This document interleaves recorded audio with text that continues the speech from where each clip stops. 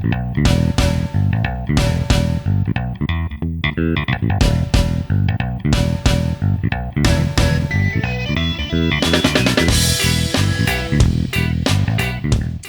boys and girls. Welcome back to the Carla and Crappy Show. And it is time. It is early December. It is time. First, it is time to say happy birthday to Carla. Happy birthday, Carla. Happy birthday, Carla. Tomorrow, I'm drinking my birthday Oberon. This always seems to fall at about the time of Carla's birthday.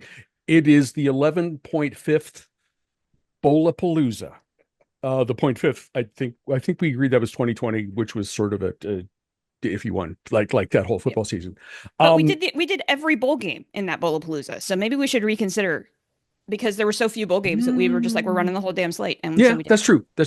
But, Carla, how you doing? I'm great, other than a loss on Saturday. But man, it looked like an amazing. It was an amazing game, and it looked like it was a great experience. It was incredible. 70-30 Penn State fans, like not even close, which is what we expected. Place was loud as heck. And atmosphere was good. It's interesting when you sit that high up. We were high, but we were still lower than the press box, which my husband and I both noted, which was funny. But man, you see plays develop a lot better when you're sitting that high. And the number of times that our section stood up and yelled "Nick," because Drew just like, we talked about the Tyler Warren thing, right? Yes, we did. Drew's like locked in on Tyler Warren. Like to a fault, because Nick Singleton was streaking down the center of the field at least 4 times in that game, and Drew just didn't see him. So what you're saying is we told them to hit the Tyler Warren button over and over again, and they just did that. This is why we're not. Nick Singleton play defense though? Like, that's the question. Well, he might have won a Heisman. Like, we know our secondary is bad. Like, we knew that. Like, and if maybe they would get a holding call on Carter every once in a while, that would be nice. Because he was being held in like every damn play, but that's okay. So yeah, it was fun. It really was. Cool. And I'm glad that I went, even though it was a loss. They played a lot better than I was expecting. I actually expected to lose that game a little bit. Did you go to the Slippery Noodle? What? Did you go to the Slippery Noodle? I did not go to the Slippery Noodle. No, we were like in and out quickly with like. It was a mess. It was a real quick trip, but it was a lot of fun. That's a bar, not like an uncouth establishment right across the street from Lucas Oil Stadium. I've heard of that. I will say that the directional signage at Lucas Oil kind of sucks. Like trying to figure out where you're going was real hard. Because Kelly, fan of the show, normally on Bowlapalooza. Hi, Kelly. We hope your recovery is going well. We were trying to find each other. We were 2 sections apart on 2 different levels, and we couldn't figure out where the stairs were to get to where we needed to be. And finally, like, we started yelling Marco Polo at each other at one point. And we finally did find each other to get the picture. But yeah, it was just kind of weird navigation. So anywho, that's a side story for another day. But yeah. Okay. AJ, how you doing? Did you have a good championship week? I did. Mostly because the games got good towards the end. It was a whole lot of blowouts until it wasn't. And then the games were very good. And then I don't know if we want to talk about playoff stuff yet, but they got it right. Not yet. That's all I'm going to say. They got it fully right. Okay.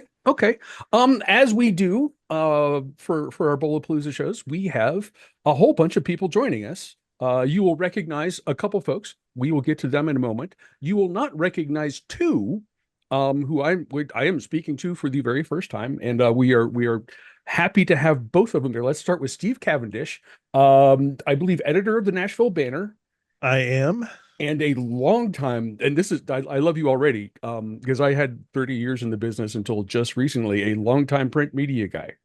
I am. I have successfully ridden it most of the way through my career. Nice. I was able to string it out long enough that that's fantastic. I mean, I can't see retirement now. I'm probably never going to retire, but I don't think anybody who's been in print media is ever going to retire anyway. There is that.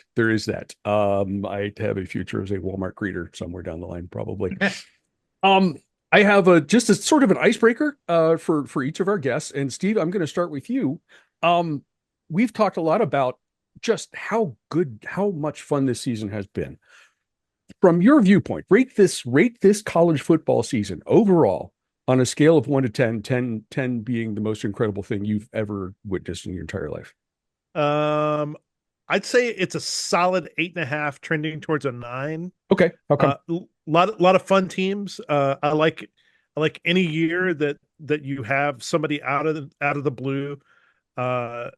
Number one, who's I was going to say who's not in the top conferences, but I guess with new Big Ten member Oregon, that still seems weird. I'm really happy to see them, and how can you not like Indiana? I mean, yeah. In Indiana, fun team, fun to watch. So much joy kind of around that program.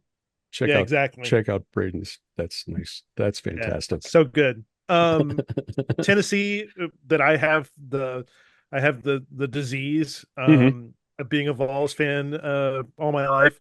I'm not unexpected. They were expected to be good, but they're in the playoff. Very enjoyable. They're going to go have a fun game against Ohio State. You know, they might get Ryan Day fired. I mean, that would be hilarious on so many different levels. So all in all, just a very, very fun season. So. Okay. Oh, excellent. And how can you not like Army being as good as they are? That is just fun. Yes. Anytime you have like a service academy that's that good, it's a good season. So it's been one of my bright spots for the 8.5 to 9. Okay. That sounds about right to me. Dan Eschenfelder, an instructor in the School of Journalism and Strategic Media at Middle Tennessee State University. Dan, how you doing? Good. How are you guys doing? We're doing really well. I appreciate you joining us. We understand that you were one of the folks that kind of roped Carla into doing her guest spot on the CUSA show that you run a couple weeks ago. How did she do from your viewpoint? Yeah, she did a great job. We do it every football season. My students do a football show. Jake, you know Dylan, you know a few of those guys. I call them my chuckleheads. They're my sports boys. But we do this year. We actually did a live show on location from the Horseshoe down at MTSU's stage area down there. The Party in the Grove. So they had this big celebration pregame, and my guys did it game day style. We made over the summer they made an anchor desk on wheels, and we rolled that sucker out there, and lights, camera, action. We hired a production crew to shoot us, and turned out incredible. The kids you're working with were really good. I was impressed. Thank you. Carla did pretty well too. She did. Gee, thanks. Your warm-up question. Yes. And this kind of speaks to AJ, what you mentioned, but this is something we should bring up. SMU or Alabama should have gotten that last playoff spot. I'm going to join the rest of these guys that I think I'm kind of reading the tea leaves here. I think the committee got it right. I do. So I'm tipping my hand here a little bit with the Canes back there, and being an ACC, a little bit ACC-ish. My son just started attending graduate school at University of Miami. Far leap from these guys right here, who I've been loyal to for the longest time. Okay.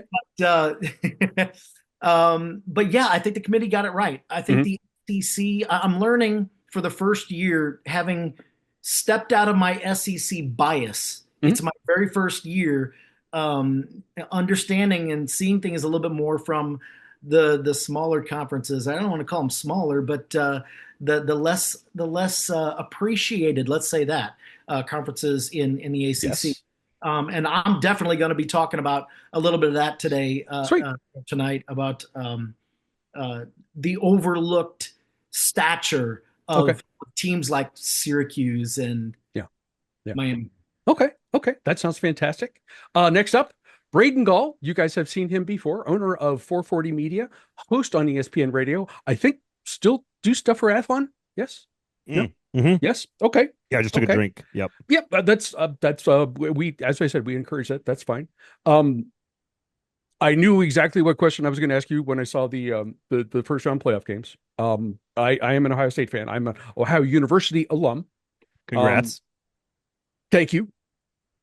Give me one key for Ohio State, one key for Tennessee that they must accomplish to win that game in Columbus. Oh man. I mean, offensive line play is sort of the story in college football over the last few years. I think for all elite programs, and certainly was a story for Ohio State against Michigan. Oh boy! And both of these teams have elite pass rushes, elite front sevens, fantastic defensive depth chart. Although I think Ohio State's far better in the secondary. And if you can pressure Will Howard, or if you can pressure Nico, I know it's a simple answer, but that's probably the one to go with, because you got two starting offensive linemen for Ohio State that aren't going to get healthy because of a 4.5-week rest. Right. So that's a concern, but otherwise I think it's the best of the first round matchups from like a talent perspective. I think so too. And if you're an Oregon fan, you're probably pretty upset about that. A couple quick comments here first, though. 7 new teams in the playoff that have never made the playoff before. That's awesome. And even the ones who have, teams like Oregon and Notre Dame, never won a championship during the playoff era, or even during like my adult lifetime. So that's cool. We all know that Alabama would beat SMU head to head on so would Ole Miss, probably so would maybe even Miami, but we wouldn't know that. But I think when you're talking about 3 losses and you're talking about teams at the very, we're not talking about 1-loss teams here who are elite. We're talking about flawed football teams. And if you have 3 losses or 2 losses, reward the team. We're talking about the 13th best team here, not the 4th best team. So totally good with SMU getting in. Can we really say that about Alabama after that turd they laid at the end of the season? Steve, you have $1 million. You have to put it all on Alabama or SMU, straight up, head-to-head, neutral site. Who you taking? It's a no-brainer. Same thing with Ole Miss. Same thing with South Carolina. That's not a knock on SMU. They belong in. I think two things can be true. So. Is it my money? Yes. It's a good question. After a life in print, yes. Then I'm doing something else besides sports gambling with $1 million. Yeah. Other than betting on SMU. Yeah. I think that's really where I came back to. It's like, okay, yeah, Alabama, if it were 2-loss Alabama versus 2-loss SMU, yeah, I could totally see them putting Bama in. But when it was 3-loss and that 3rd loss came second to last week of the season and it was an absolute turd on national television, Carla, what did we say? In the 14 playoff era, what was the rule? Don't lose 2 games. Don't lose 2 games, yeah. In the playoff era, it's don't lose 3 games, or don't lose 3 games and not be in your conference championship game. Clemson. Right. Florida State has a word they would like to admit. I stand on it to this day. Florida State should have gotten in over Alabama. I don't care who was hurt. Georgia was better than both of them last year. Correct. That'll be true. But one of them was an undefeated conference champion. And now we have a 12-team playoff, and it doesn't matter anymore. You just can't get that outraged about being 13th or 12th. Like, you can be outraged about being 5th or 6th. You can't be that outraged about being 12th or 13th. You had too many chances. And I think that's the best part of this. I would like to see it expand to 24 teams and get all the conference champions in, and just let's really spin this whole thing up. But you're absolutely right. When you get down to like 13th, you're talking 3-loss teams at that point. Like, probably going to have some turds on the schedule there. And if they were all elite, I'd be like okay with the debate. You know what I'm saying? Like, they're like Georgia and Florida State, to the point we just were making. Those were both very good teams, deserving of being in the playoff last year. Nobody missing out on the tournament this year was deserving to be in the playoff this year. Like, they just aren't. So they did. They got it right. But perhaps there are things that they could have done differently, which is the question I'm going to ask Jake Rose. Jake has been here for almost every Bowlapalooza that we've done, starting with the legend of Jake Rose with the Red Solo Cup outside a hotel room, wherever the hell that was. Where were you? You were on. I think I was here for that. Braden was on that show. I was here for Braden, that one. I think you were. Yeah. I think you were. Yeah.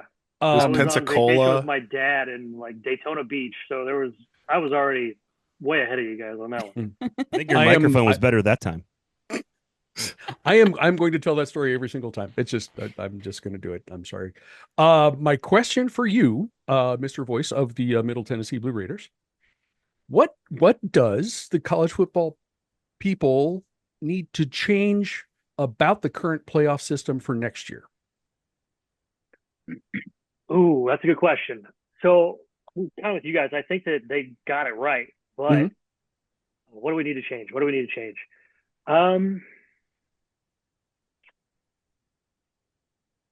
Man, I don't know. This is an easy one, Jake. This is an easy one. You answer, Braden. Well, okay, I'll be fast. And then you can go. The automatic bid is the reward for winning your conference. You don't get then a second reward and jump 12 spots. That's ridiculous. Seating. It needs to be fixed. Entirely predictable. Fix the seating. Yeah, honestly, I think we need to get rid of having conference championship games and make sure that all conferences play the same number of conference games, and make sure that that's equal. Make sure all the conferences are playing by the same rules. And so there you go. That was the sound of Greg Sankey putting out a hit on Jake right now. Yeah, that's right. Yeah. I like how you get murdered. I like how you get murdered for my opinion. I just want to put this out there that Saban immediately whining on television about how the SEC is not going to schedule out of conference games. Nick, your favorite team that is your employer lost 3 conference games. They were all conference I don't know games. if you know that part, Nick. I don't know how much you're in the office. I think Alabama's 3 AD conference games. AD was complaining about the same thing. We'll have to reevaluate our non-conference schedule, and it's like they were conference. Thank you, games. Braden. That is the correct. It was just chitter chatter on television, but it was immediately like SMU got in. SEC's not going to schedule out a conference anymore. Shut up, Nick. Boys and girls, for those of you who may not have heard Bowlapalooza before, this is the show where it is based on everything that Dan, that you were talking about. We do not pick what in the past has been New Year's Six Bowls. We do not pick playoff games. In this instance, we're not picking any of the playoff games. We pick a bowl game that is interesting to us, for whatever reason. And then we approach this Carla and Crappy style. We have a little breakdown, and then we go around and make picks. There are a few wrinkles that we're going to talk about, but we each have a game that we picked. We have what are kind of like our 4 favorite bowl sponsorships that we're gonna hit on, and one bonus game, just because it's really important to well, I mean, not just the Carla and Crappy show, but all you guys are in Nashville, and that is a thing that we're going to have to talk about Vanderbilt. To begin in chronological order, we are going to start at 9 p.m. on December 18th. This game is on ESPN. It is the Art of Sport LA Bowl, brought to you by Rob Gronkowski. This is in Los Angeles. UNLV versus Cal. Cal is favored by 3. The AJ Fun Index. For you guys who don't know, the AJ Fun Index is what we call the over/under number, because it does have bearing on whether or not AJ is going to watch or not. So you have the AJ Fun Index is the 51.5 points. Steve, this is your game. So give us your initial breakdown, please. So my initial breakdown, I chose this game simply because of the name of the bowl. How many people here know what Art of Sport is? Did you know that this is essentially a ripoff of Axe body spray that is being pushed by Rob Gronkowski? That's what Art of Sport is. No, that all checks out. It's meant to be for both men and women. So it is inclusive. Unisensual. I'm not sure exactly what the title right word is. Nailed it right there. Unisensual. But the reason why I picked this was because they're going to hosts. There's another couple of these on the things, and it just makes for like the most awkward title ever. I cannot wait for the announcers to be going to commercial and then just reveling in the fact that you're watching the Art of Sport LA Bowl hosted by Gronk. Mm-hmm. That's just tremendous. This was the Jimmy Kimmel game, correct? Does it? I mean, he wasn't horribly obtrusive from what I recall, but I have no idea. Gronk isn't exactly a subtle personality. This is going to be at SoFi. When you build a $5 billion facility, that's what you want, is to have Cal and UNLV in a mid-December game. To be quite honest, so we're recording this on the day the portal opened. Yes.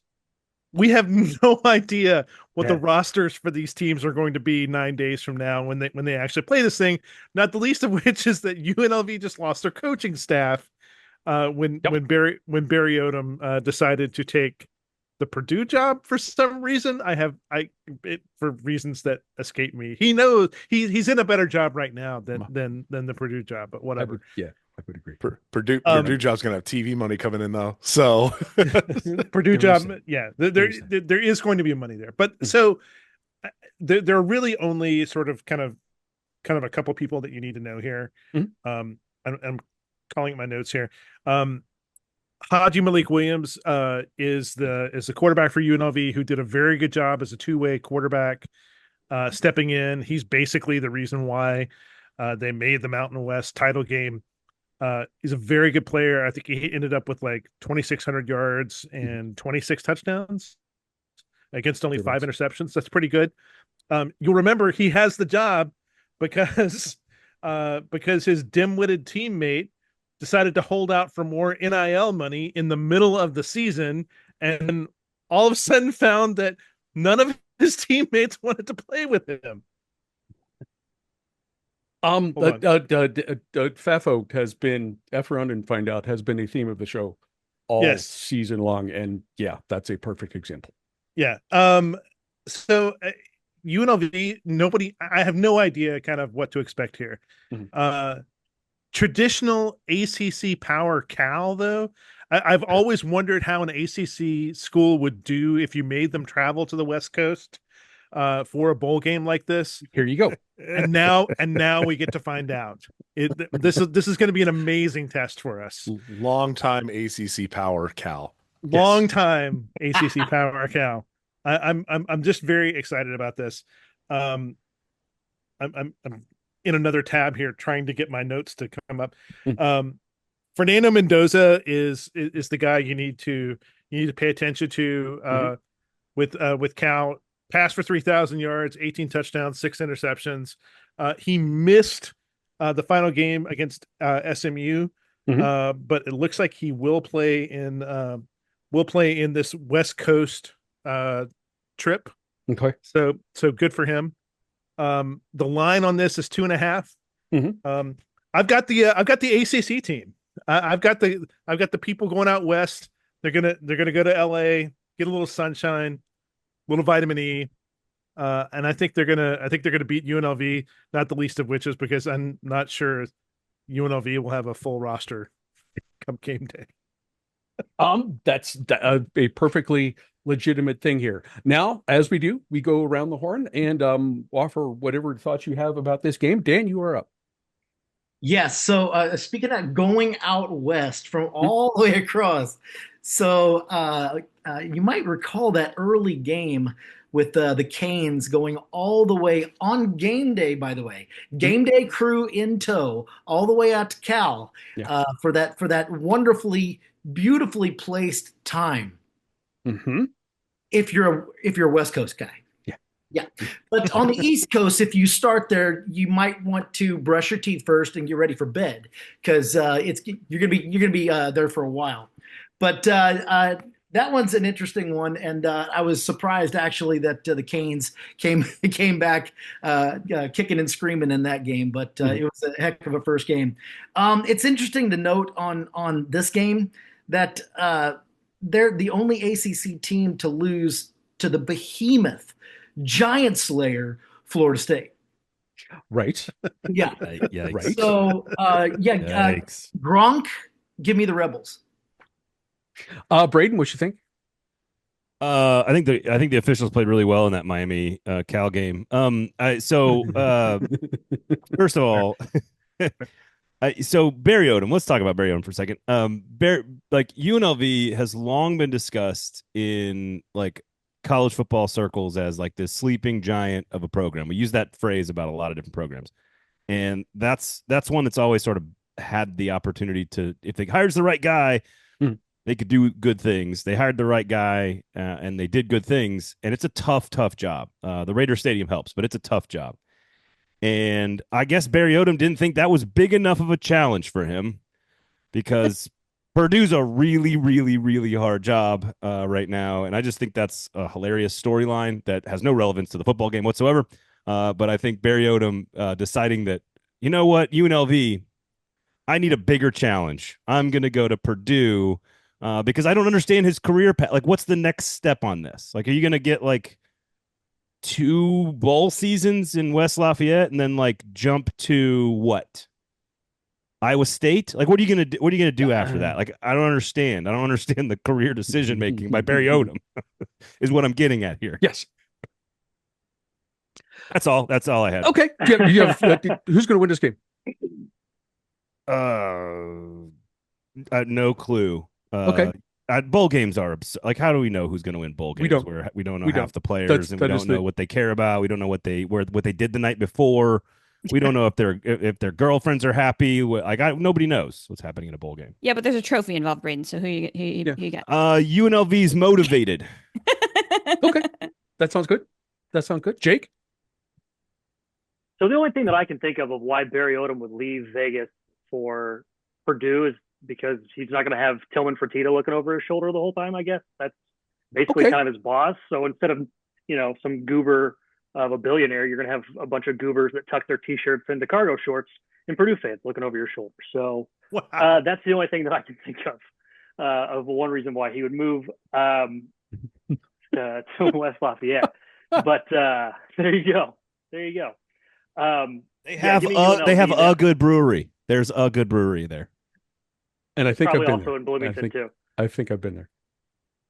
Give me the Rebels though, and that 5th ranked rush defense against the Calgorithm. Okay. AJ, what do you think? The Calgorithm. I mean, beautifully said. I hear it. This is the problem. Number one, for those of you who are listening to this later, we're recording this the day after Selection Sunday. Yes. So there's plenty of coaching openings. There's plenty of portal spots. Did I just read the last 75 people who went into the portal today? Sure did. Not a lot of UNLV players, surprisingly. Okay. Probably because they haven't found who they have to turn the paperwork into. I am wondering how many people though. No, it's a guy in a trunk of a car in the parking lot. Let's be honest. I'm wondering I'm wondering if Haj Malik Williams goes with Barry Odom to Purdue. This is the new sort of move of coach goes to look at Signetti holding up that shirt. He brought a whole lot of JMU with him. Brought Curtis Rourke over from Ohio. You can transfer your way into some early success. I think the reason he went to Purdue is because he wanted a Big Ten job, because what he really wants is a little job down in Columbia, Missouri, where he went to school and coached for 11 years on the defensive side of the ball. And he's just waiting for Drink to go for a walk down to Florida or somewhere else. So I could see Barry Odom just making that play of okay, let me get a big conference job. They're not going to hire me from UNLV to come to Missouri. Let me go to Purdue, show what I could do with some NIL money, big time program in a big time conference, so they can come hire me. I'm interested to see. Go ahead. I was going to say, someone using Purdue as a launching pad to get somewhere else. Where have we heard that before? Get out. Yeah, man, but you have to be really good at offense, as we've learned at Purdue. At least they have somewhat of an identity. I don't know if Barry Odom can do that. We'll see. And that's where I think, that's how Jeff Brom got to Louisville. I could see UNLV. So the question here is, do we get interim coach dead cat bounce from UNLV, or do you get Cal, who made a bowl for the first time in forever, bounce? And do people start to hold out? I think I'm going to go ahead and take ACC Power Cal, and to get a win here, just because I think this is they're the ones who are going to be more motivated to be here than UNLV is. Okay, Carla, what do you think? So the last time we saw UNLV was kind of unexpectedly getting absolutely throttled by Boise. That when we knew that was we had picked that game to be potentially close, and it wasn't. I watched most of that game. It really wasn't even close. But this is a UNLV team that we've seen time and time again this year. They've played for pride over and over and over again, right? You lose your quarterback. Haj Malik Williams comes in, and it's there's no downtime. They just pick right up where they left off. They're playing for pride for their new quarterback. I think this is a situation, and I'll put a big if here. If Malik Williams actually plays in this game. If Haj Malik Williams plays in this game, I think they're going to play for pride, because they're saying, everybody's counting us out because Odom is gone, because who the heck knows what's happening. But the last time they got seen on national TV was getting their butts kicked by Boise. They want to correct that. UNLV wins here. Okay. Okay. Does he know where Berkeley is on a map, though? Is an important you- question. Did you guys see the video board that Boise had? Yes. Every time he got sacked, they ran. It's Oh, like, yep. you just got sacked. And then it was the Google Earth zoom into the Boise Stadium. So good. This is the fantastic. coldest thing I've ever seen. Look, if you're going to That's talk really trash nice. and you're going to get sacked and throw interceptions, you are going to get trolled. That is Yeah, college football. good. That's That what's is- great about it. This is respectable trolling And, too. follow up, Yeah. totally new element to this game. Yes. If we're talking about the internet being great, Mhm. Cal, huge advantage. True. Cal with their Yes. like one of the most pleasant internet surprises of the entire fall. As Jake alluded to earlier, the Cal algorithm, huge advantage over what happened after their quarterback to maybe go. walked away. I'm gonna stick with Run Rebels, assuming the rosters don't change too much. One loss to Syracuse, in overtime. That was a million years ago. Lost to Boise twice. But they have handled their business consistently, assuming that things are stable-ish. I will pick the Rebels to win this one.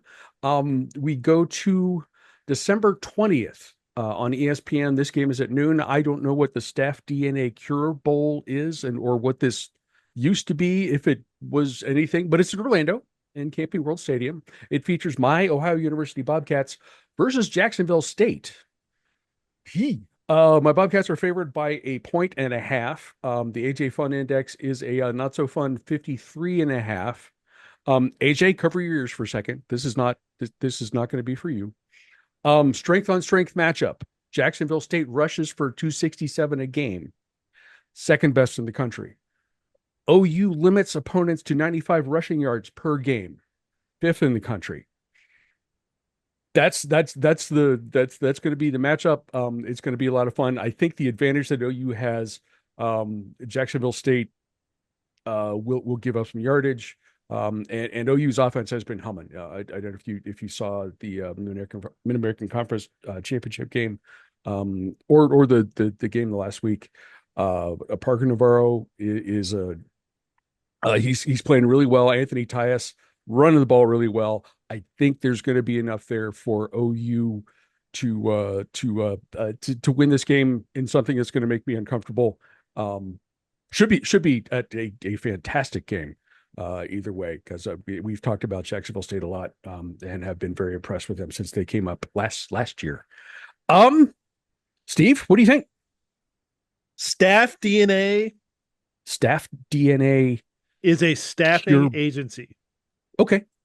Well, that's inspiring. For what it's worth. It's a terrible name. Okay. I wonder why some of these people like spend the money that they spend on bowls. I mean, is it just for?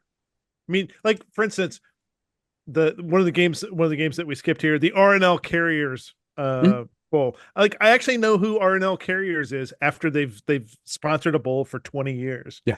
So maybe 20 years from now, everybody will know who Staff DNA is. I'm gonna go Ohio. Mm-hmm. I have no real reason to do this other than an affinity for a girl I dated one time. Okay. I got one of those too. Who was an Ohio student at the time, and it was crazy. I married one of them. So good for you. Halloween in Athens, Ohio, one of the best times you'll ever find. So go Bobcats. That is reason enough, for sure. Dan, what do you think? So, as an MTSU alum myself, guys, you got also I'm an FCS fan. I graduated from Southern Illinois University, so I'm a Saluki at heart. Oh, nice. Okay. So I'm a huge FCS guy. You got the newcomer, Jacksonville State. They were able to accomplish in 2 years what my beloved MTSU has not been able to do in 13 years. Ohio, they hung with Syracuse, the underrated Syracuse, who went 9-3 this year. They beat three quarters. They beat a quality South Alabama. It's usually their quality. But Jacksonville State started off kind of slow at that 0-3, and we were they had a question mark behind them. And I really didn't know what they would be able to handle until all of a sudden they started railing through the rest of the conference, only to lose to Western Kentucky, but to return the favor when it mattered. Yeah. So I'm going with the Gamecocks. Okay. Braden, what do you think? Man, those are like all the things I was going to say. First of all, like I'm curious about Ohio. Ask what's his face, Salopek, the middle linebacker for Miami of Ohio, like if he's okay with the way Ohio played last week. He seemed to be upset about something. Yeah, he was pretty pissed. Yeah. 0-6 in the MAC title game before they finally got their win after all those years. I and think that the first championship they've won since 1968. So I'm curious about sort of the exhale factor there with Ohio. Jacksonville State, basically won 9 straight to y'all's point earlier. Like they lost to Western Kentucky, but then they came back and won by like 50. So I think they basically have one of the hottest teams in the country. And Ohio, I'm concerned about. I think Ohio's the better team, but Ohio with the exhale factor. Look, if I'm a college kid and my team hasn't won a conference championship since the 60s, and we've had all this stuff happen, we've heard all this talk about the Sola chair and all this stuff, it's like, what are they doing the next couple of weeks? That's an excellent point. I just don't know if they're as.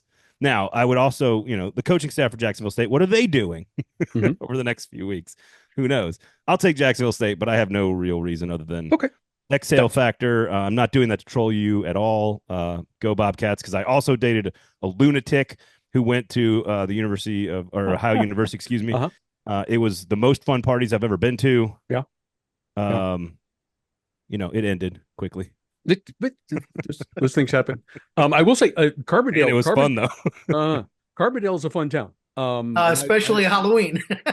I was not there on Halloween. I had my own stuff in Athens to do on Halloween. But Carbondale is a fun college town. Jake, what do you think about this one? I don't really have much of a connection to Ohio, other than my mom was engaged to a guy whose kids went to Ohio. I don't know. But wait. Back up. I want to hear more about that. You need more of this. Which part? All of it. How do you know that there were kids involved in a previous marriage? That's what I want to know. I mean, I was around a little bit, Anyway, Jacksonville State, because they run the ball so well.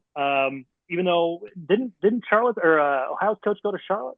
Yes, Tim Albin, didn't he? He did. Yeah, he's in Charlotte. Who would have thought that hiring a billionaire who hadn't coached college football and refused to wear sleeves wouldn't work out? But you live in your. I figured the sleeves was going to counteract the billionaire part, or however much money he had. I thought it was going to counteract that, but it didn't. But that would require Charlotte to act like a football team at any point. That's a good point. There is that. Just a theory, But yeah, give me the Gamecocks. Trey Stewart, Tyler Huff, over 3,000 yards rushing, 30-some odd touchdowns. So. Okay.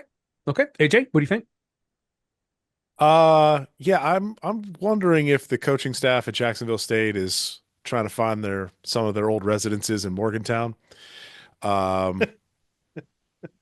Wouldn't that be awesome though? Like, wouldn't that be great? Yeah. Scott Frost back to UCF and Rich Rod. Scott Frost goes back to UCF. Rich Rod goes back to WVU. But here's the thing: is he bringing Pat and Steve with him? No. Mac Brown goes back to North Carolina. Wait. We already did that. He tried to zap the energy out of every single other coach in the ACC to a creepy level. This is a hard one to pick. I'm kind of with Jake on the fact that Ohio doesn't have a head coach right now, right? Mm-hmm. You're an interim coach.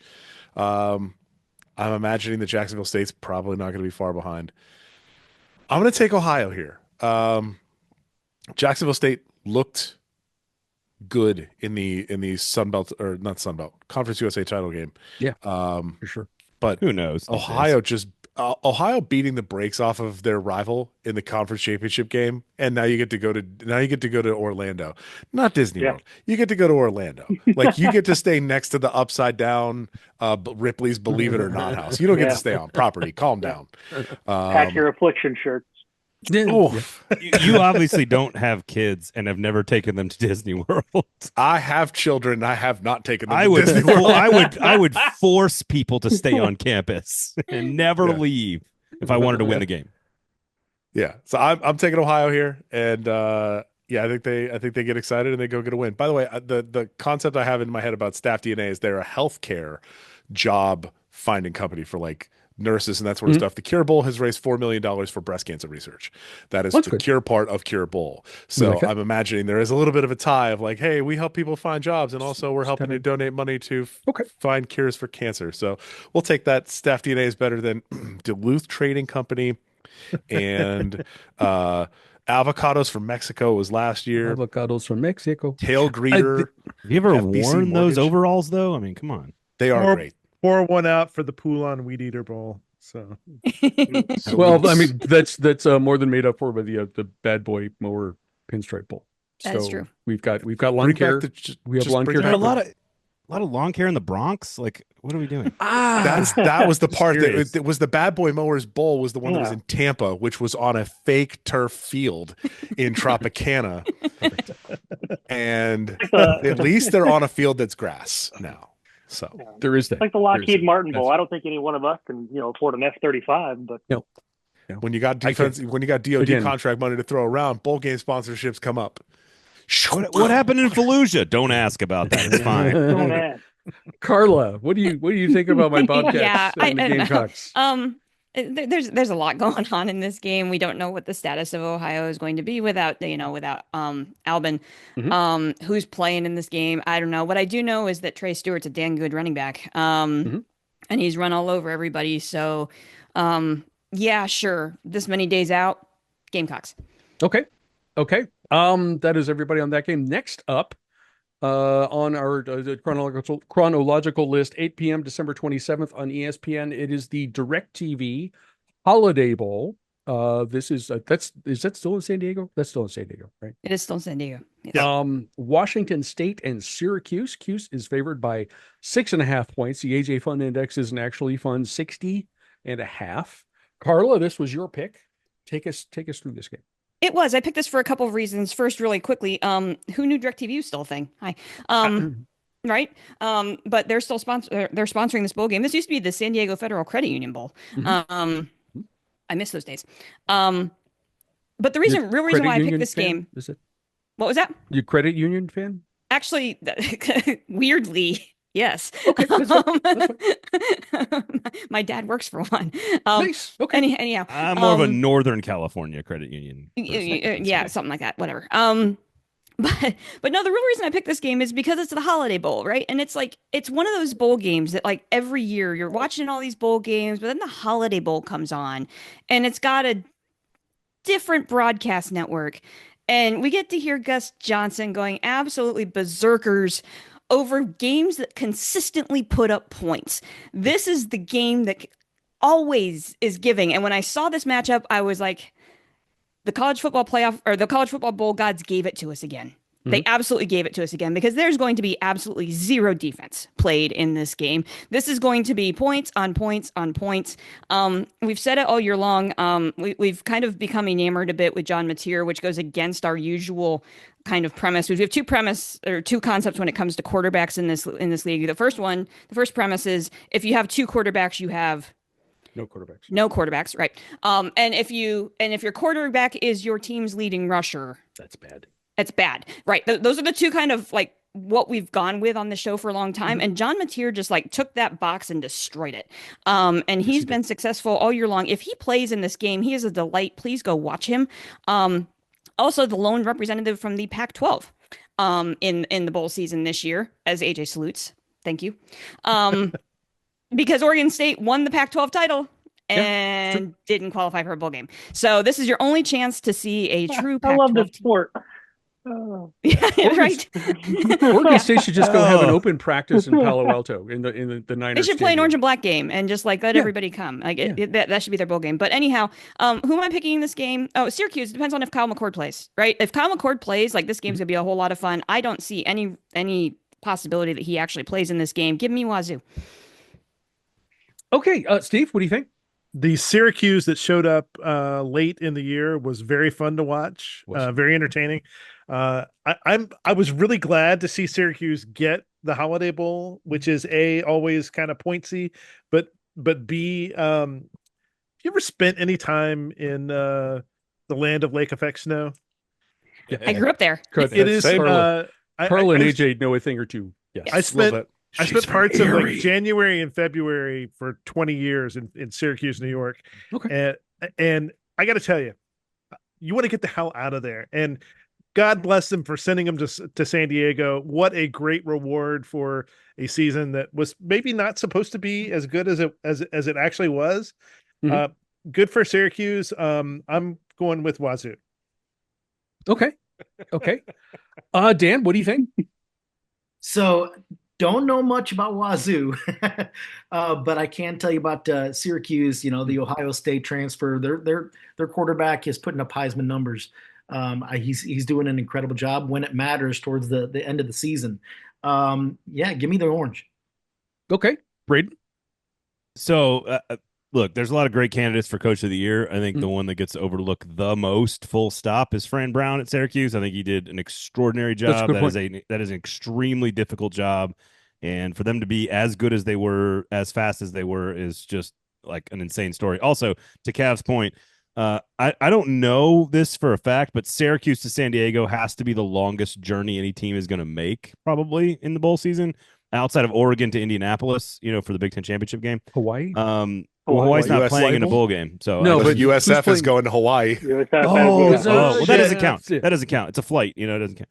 They're driving from Syracuse. I've heard the buses are Sure. taking it. Yeah, They're all driving. in one big long wood paneled station wagon all the way from That's the only way Syracuse you to get San out from Diego. 6 feet of snow. It's like the Hoosiers True. caravan. They're like late in the season. They're just all traveling from Syracuse. Yeah, Syracuse is like such a great modern, like they're like an old school football story. Like it's just a great story. Like a new coach comes in with like total rah rah energy. To your point, Carla, like is Kyle McCord going to play? I hope he does. I disagree with your theory on if your quarterback leads your team in rushing, though, because that happened with like Manziel and Cam Newton and Tim Tebow and Bryson Daly this year for the previously celebrated on this podcast Army Black Knights. Bryson Daly, Heisman Trophy candidate.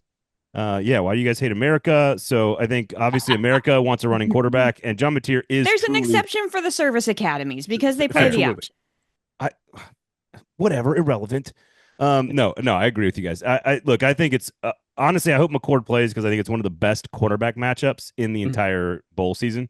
I love this one, Carla. I almost took this one. It's one of my final 3 that I was deciding on.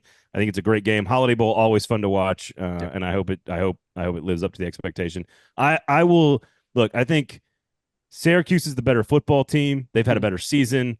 They have things are more built for them to be there long term. We don't know what Washington State's going to be. Like there's so much uncertainty there from not just a player standpoint, but from a coach's standpoint and like a future standpoint and an administration standpoint. So stability, if that matters at all, you might take Syracuse in this one.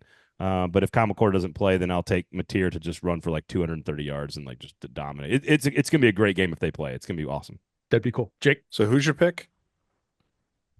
You guys heard what I said.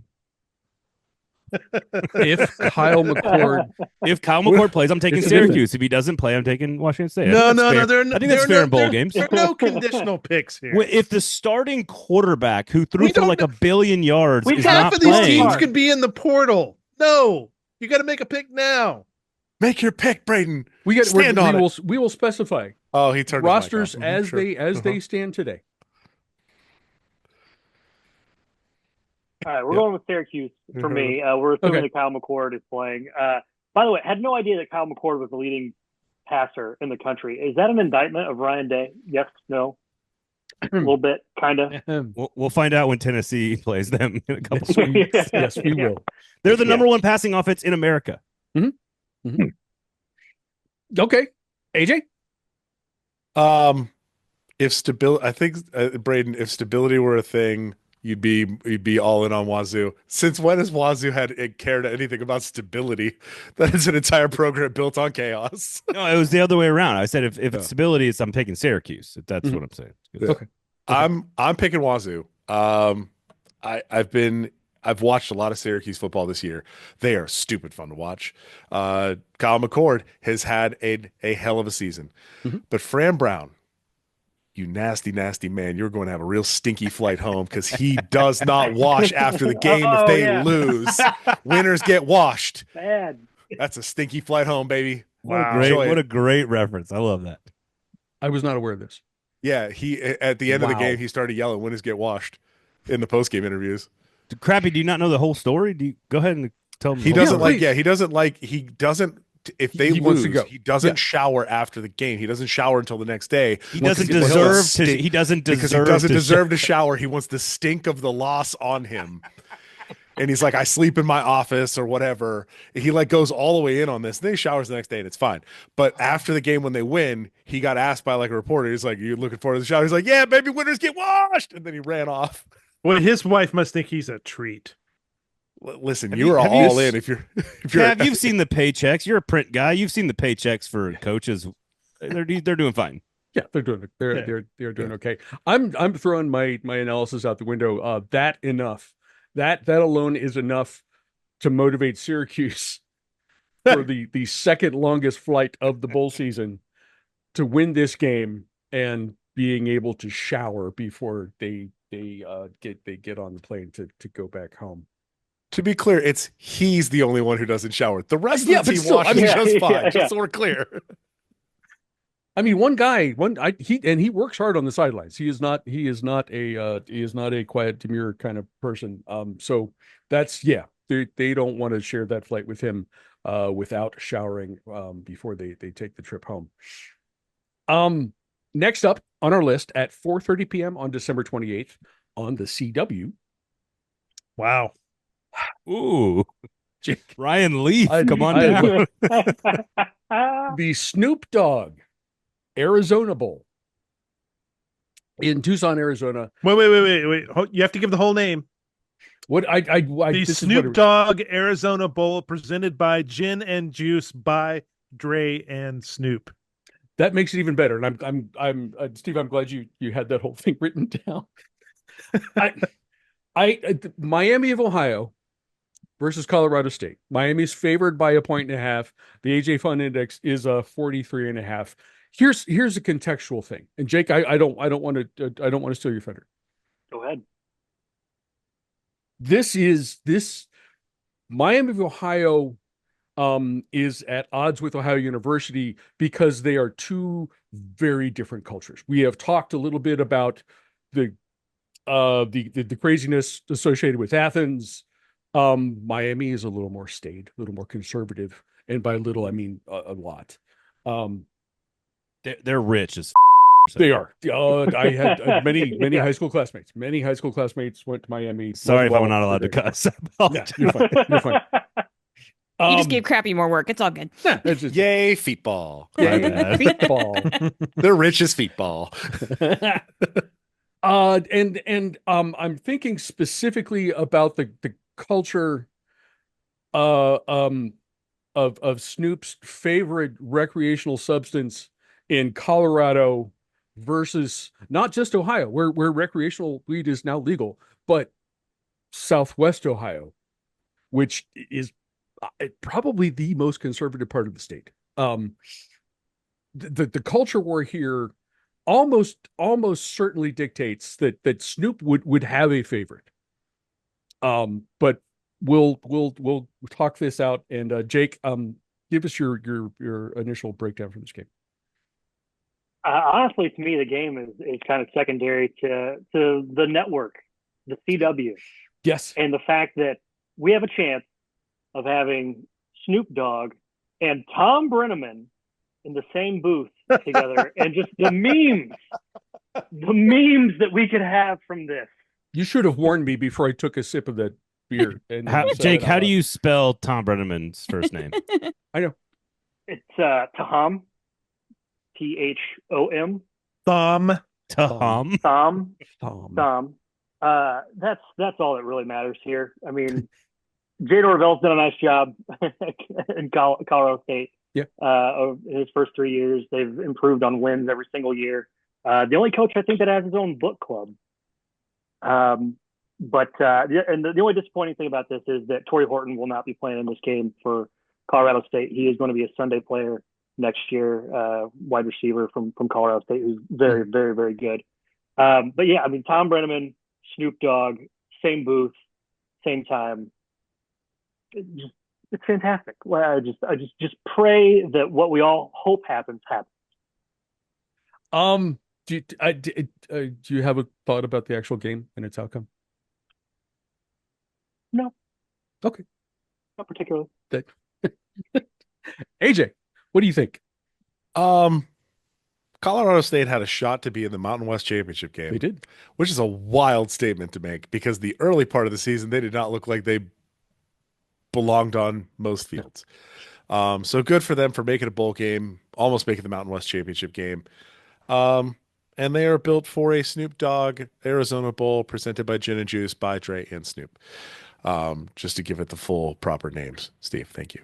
I'm taking Colorado State here. Carla, what do you think? Everything about this game is a comedy of errors, right? I mean, we got the network, we got the sponsorship, we got the two teams playing in here, we got the culture war, we got the potential meme here. This is just everybody. We've warned you about this beginning of the season. AJ warned you about this specifically. Go find the CW. You need it. Go find the CW. Add it to your channel listings. Add it to your favorites list. You've got like 3 weeks. There's probably an episode of One Tree Hill on right before this. It's Jack Hanna's zoo show. There was definitely yeah, that could be, Wild Adventure or whatever. Reruns of The Big Bang Theory as well. So yes, there is that. Everything about this game screams Colorado. I mean, come on. So I have no other reason than that to say, give me Colorado State. For me, there simply is not any possibility that the Miami Redhawks can win a football game that is sponsored by Snoop Dogg. It cannot happen, and it will not happen. Colorado State is winning this game. Steve, what do you think? I share your Ohio proclivities. I have a Muck Miami t-shirt in my drawer still. Mm-hmm. Good. I don't fit in it anymore, but it's a very old t-shirt. This is about what I expected for the third worst named bowl game. The second worst named bowl game is the Trans Perfect Music City Bowl, because nobody knows what Trans Perfect is, and in an era of legislation against trans individuals, I find it hilarious that in Tennessee the Trans Perfect that's good. Yes, Music City Bowl would be going. I like it. It's just a logistics company that's moving. The worst. You know? What is the worst? Transportation. I am curious about this. Worst bowl game this year is the IS4S Salute to Veterans Bowl in Montgomery. Oh yeah, the ISIS Bowl, right? Which looks like the ISIS Bowl. Yeah, it's the ISIS Bowl. 100%. Salute to the veterans. I bet they on have the same day as Army and Navy. Oh my god! It is an absolute disaster. It is. They should be fined for that game. I'm mad about that one. My pick is Colorado State, Muck Miami. Okay, excellent. Dan, what do you think? Well, I don't know if you caught it, but me and my homie Snoop right here, we were just discussing it. He was falling off his perch right here. Snoop on a stoop here. Yes. But Snoop on a stoop. he and I I have a Snoop on a stoop downstairs. Yes. He and I both recognize how well Miami's been playing so far, so we're gonna go with Miami. Okay. Braden, Gall, you get the last word on this game? Man, I'm so pissed I didn't pick the Trans Perfect Bowl for Tennessee. That's really pissing me off right now. How did I miss that? God bless you, Tennessee State Legislative Body. It's Iowa, Missouri. It's gonna be a slogfest. Oh, that's gonna be beautiful. I mean, two people that are trans, two schools that are trans perfect, no question. Hammer the under. I regret to inform you that it is not a logistics company. It is a translation service. Oh, even better. That does translation and language services and brand globalization, along with digital localization and creative solutions. So, according to their website here. So, a couple quick comments. Southwest Ohio commentary which is funny to me that Ohio now legalized recreational marijuana. We can call it weed or God's plant if we'd prefer. Whichever. And I think what's interesting is like that's where they're closest to Kentucky, just as a state geographically. And Kentucky, of course, like the number one export in that state for like 100 years has been weed. No one wants to talk about that, but it is. And I just find that to be hilarious, having been to Cincinnati and seen all the weed. But the only part that's not like I love that element of this, like the Miami of Ohio part and the whole like socioeconomic story about Miami of Ohio. And really, it sounds like you're telling me that they're playing Ohio in this bowl game. Obviously Colorado State is the opponent, so I'm going to go with Colorado State just in there general. might be a sense that there's a surrogate for my alma mater in this game. Maybe. Yes. So otherwise I have no like real thoughts other than the TransPerfect comment earlier. That's kind of all I've got on the game. Steve just shook me to my core. with that no, that's and dead on both number 1 and number 2. That is they're fantastic. Next up on our list, we have a bunch of games on December 28th. So guys, be sure you're paying attention on that day. I think is that a Friday or a Saturday? It's a Saturday. That is a Saturday. Okay. When college football is supposed to be played. Absolutely. At 7:30 p.m. on December 28th on the American Broadcasting Company, the Valero Alamo Bowl in San Antonio, where people know what salsa should taste like. BYU versus Colorado. The Buffs are favored by 2. Your AJ Fun Index is 53.5. Braden, this is your game, so you get first crack at this one. First of all, I'd like to apologize to you for having to do all the editing work for my naughty, dirty language earlier. No, you're fine. I don't drink from Sundays to Thursdays, and today's a Monday on recording, so alcohol. He's off schedule. Okay. Yeah, alcohol today is really throwing me off. That's fine. So number one, and this is important. BYU as a university loves to go to Vegas, as like they've gone to the Las Vegas Bowl like 100 times. Yeah. That's science. They like it is because they want to party. Because they want to party. Yeah, they want to party, and they're not allowed to drink coffee and alcohol, but they go drink a bunch of coffee and alcohol and gamble until like whatever 2 in the morning, 4 in the morning. And so I'm number one. I'm fascinated with what BYU is going to do in San Antonio. What are they going to do? There's nothing there. You do the Riverwalk. In theory, you might think BYU San Antonio, perfect match. But then you hear stories about what they do in Vegas. So I don't know. I'm curious about that. That's number 1. Number 2, Deion Sanders is just a gravitational planet. Like he has his own gravitational force. And interestingly enough, they got more attention last year when they were way worse than they did this year. He has, of course, promised, as all good parents do, to put his child's financial future at risk and make his kids play in this bowl game, which I find, A, for my entertainment purposes, to be wonderful. Yes, because it's going to make for a really entertaining football game. But B, I don't know why. If I'm Deion, like, why would you do that to your sons? He could be a top 5 pick in the NFL draft. You're going to tear his ACL. Have you seen their offensive line? It's terrible. They don't block anybody. Why would you put him out there? To Carla's point about to y'all's point about the Holiday Bowl, Alamo Bowl is traditionally like insanely entertaining, tons of points, going to be a lot of fun. I think it's going to be that way again. And then, like last but not least, just the Big 12, the Big 12-ness of it all. Like the way they had, this is an old Pac-12 Big 12 game, and the way they were supposed to select the games this year was like, no, you can have your first pick of the Big 12 after the playoff, of course, but then you get to pick another Big 12 team, but it has to be a former Pac-12 team. Yes. Yeah. In this case, a Mountain West team. And so like I just find that to be interesting that it ends up with 2 Big 12 teams that didn't play each other in modern expansion. And now they're playing in the Alamo Bowl in Texas, where Deion Sanders is from and where his kids were raised. I just think it's hilarious and interesting and fun. There's cultural stuff. There's good offense. There's high scoring points. And I really like Travis Hunter, Deion Sanders. They're all supposed to play. I like that as like an old man. I like that. Yes. But like as a person who also thinks like a young person, I'm like, oh, come on, man, don't make your kid play in a football game where he could get really, really hurt because you don't block anybody. And so I just think it's gonna be a great game. And it's one of the lower point spreads in the entire tournament, like the entire bowl season. It's like 1 or 2 points. So I think if this is a real football game, I would take Colorado, but it's not a real football game. So I might take BYU. Who knows? Okay. They got nothing to do in the Riverwalk. You walk the river and there's nothing else to do. Like, the Riverwalk is lovely, but it is once you've done it, nice. It's done. Let's go to San Antonio for a weekend, honey, and you get done with Friday afternoon at like 4 o'clock, and you're like, what else do we do? That's it. That's the whole thing. Riverwalk. You eat, which also is not, but also not a bad thing. Nope. Delicious tacos and salsa, as previously alluded to. However, I don't know if that's good for your bowl body. You know, like you need a good bowl body, and I don't know if tacos are good for the bowl body. Just, This is all 100% true. Can Mormons have tacos? Yes. I don't know. Yes, they can't have can. they can't have they can't have fish tacos. They can't have fish tacos. Okay. No.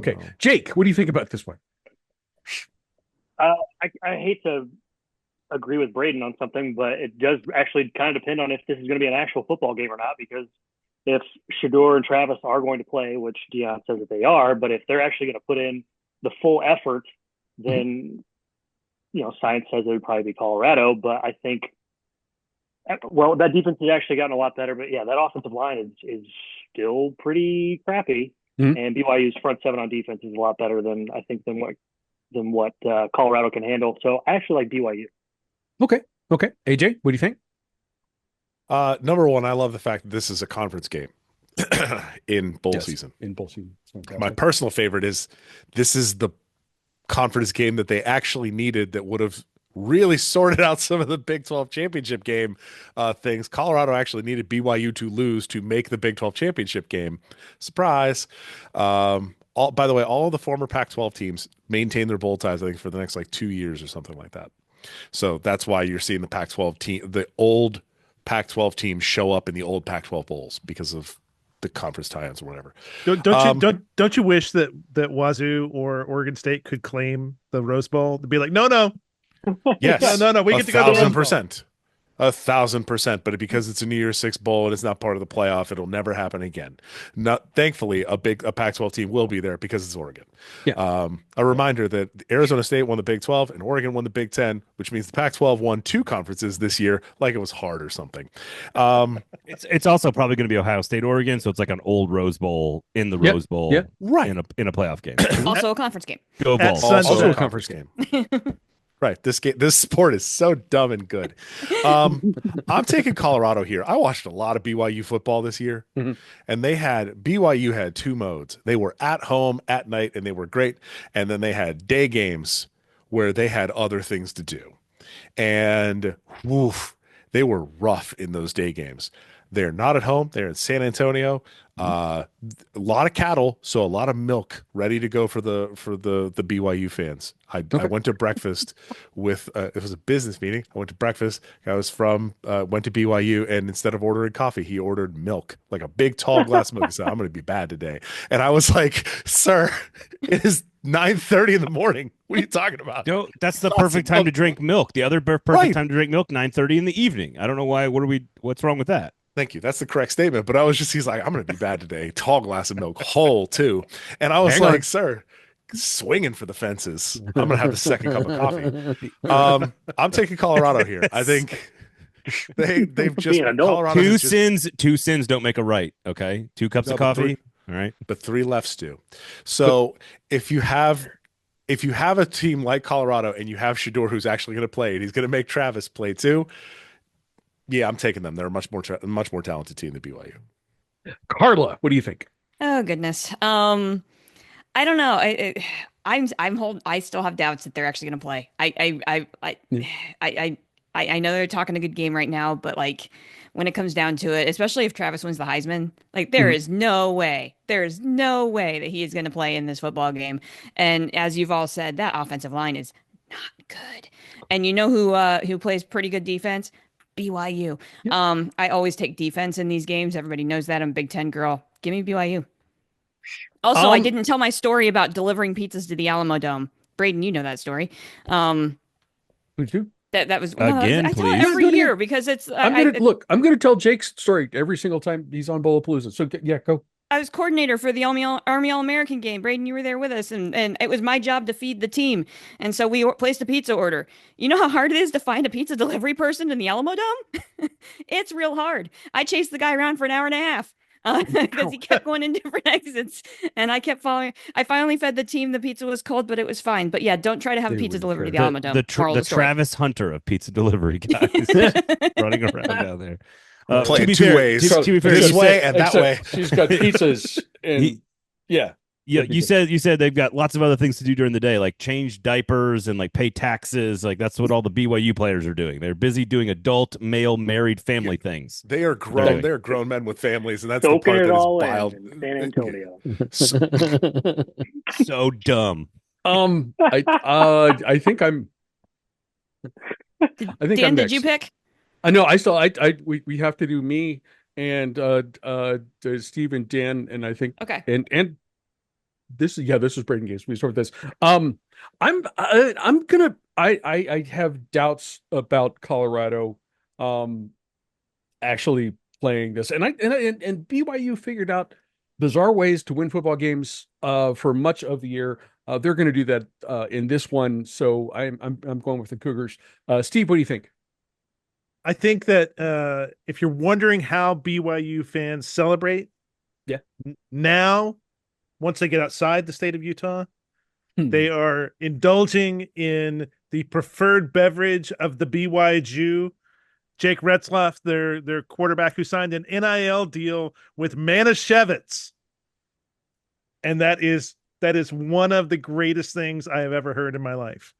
It is just absolutely. Again, I did not know this. How many starting quarterbacks out of 134 teams are Jewish? How many? One. I would guess one. It's him. One. I would guess one. And he ends up at BYU. That alone is enough to make me want to pick them. I don't think Travis Hunter irony or Shador Sanders, either one of which could be a future Titan, will be playing in that game. Keep Travis healthy. Come to Nashville, play for Tennessee, go BYU.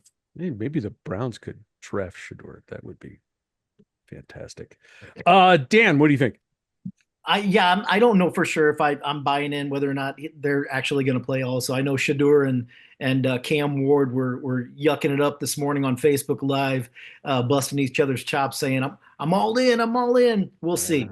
But from an FCS fan standpoint, BYU opened up by kicking the daylights out of my Salukis, 41-3, 41-13.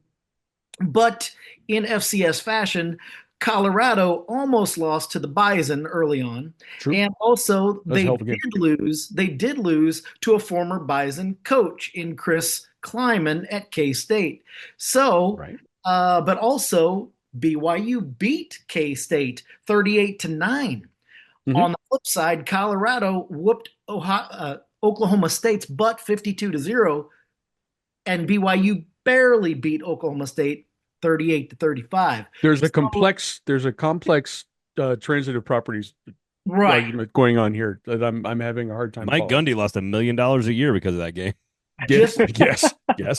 Just rolling the dice here. Give me the Cougars.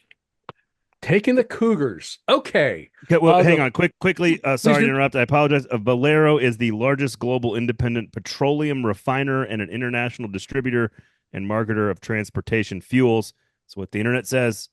Just want to make sure we got that. You know their ads, because the ads are like, pour yourself a big old, a full tank of freedom. I have never seen that ad. I don't know who they're marketing to. Who in the marketing department thought that was a good use of money? I don't understand. What are you working on? Big Oil's brand? What are we doing here? Yeah. AJ, I think there are Valero stations in Pittsburgh. Not many. Yeah. Not a ton. Yeah. There's one over the north side that has the fried chicken place in it. There's a Valero station here in chicken's town. fantastic, by the way. Do they do petroleum or fried chicken better? Both. I like the fried chicken. I like fry the chicken in the oil, which is big in the fryer. That's how that works. So they're not the world's largest fried chicken distributor, but it's a different chicken. It's a sublet inside on the side. But the chicken's fantastic. I'm concerned for all of the people of that community. I drive by it on the way home. It's right. I've had it more than once. What are we doing? We are still on December 28th at 9:15 p.m. on ESPN. Someone's gonna have to tell me what this one is. Dan, maybe you can do that since this is your game. The Radiance Technologies Independence Bowl in lovely Shreveport, Louisiana. Army versus Marshall. Army is favored by 9. The AJ Fund Index is a Army appropriate 48.5 points. Dan, take us through this game. Yeah, Crappy, I got to take you back in the Wayback Machine. I heard you served our country proudly yourself, sir. Thank you for your service. I appreciate that. Thank you. 6 years myself. And Nice. I will tell you this. Yeah. It is the American Athletic Champion in their first season, number 22, the Black Knights of Army, 11-1. That one lowly loss being to number 5, Notre Dame, 49-14. That was pretty bad.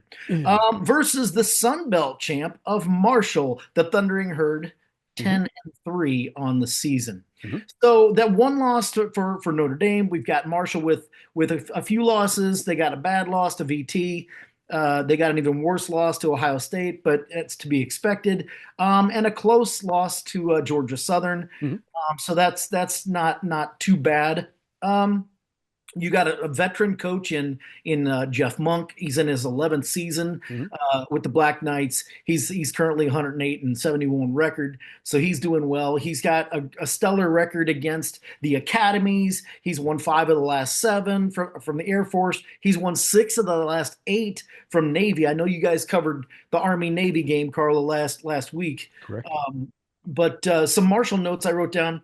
Marshall obviously coming off beating the Ragin' Cajuns at the Ragin' Cajuns, first time in Sun Belt history that a visiting team actually won on the road during. I think we picked that one incorrectly. I believe We were real wrong. Was it really? We were really wrong. We all picked. We were solid helmets on Louisiana, and boy, were we wrong.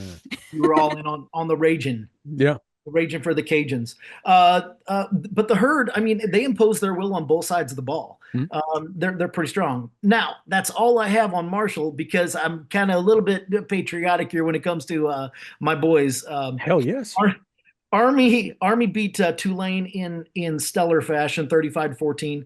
Here's what I need to hear from you, Crappy. Yeah.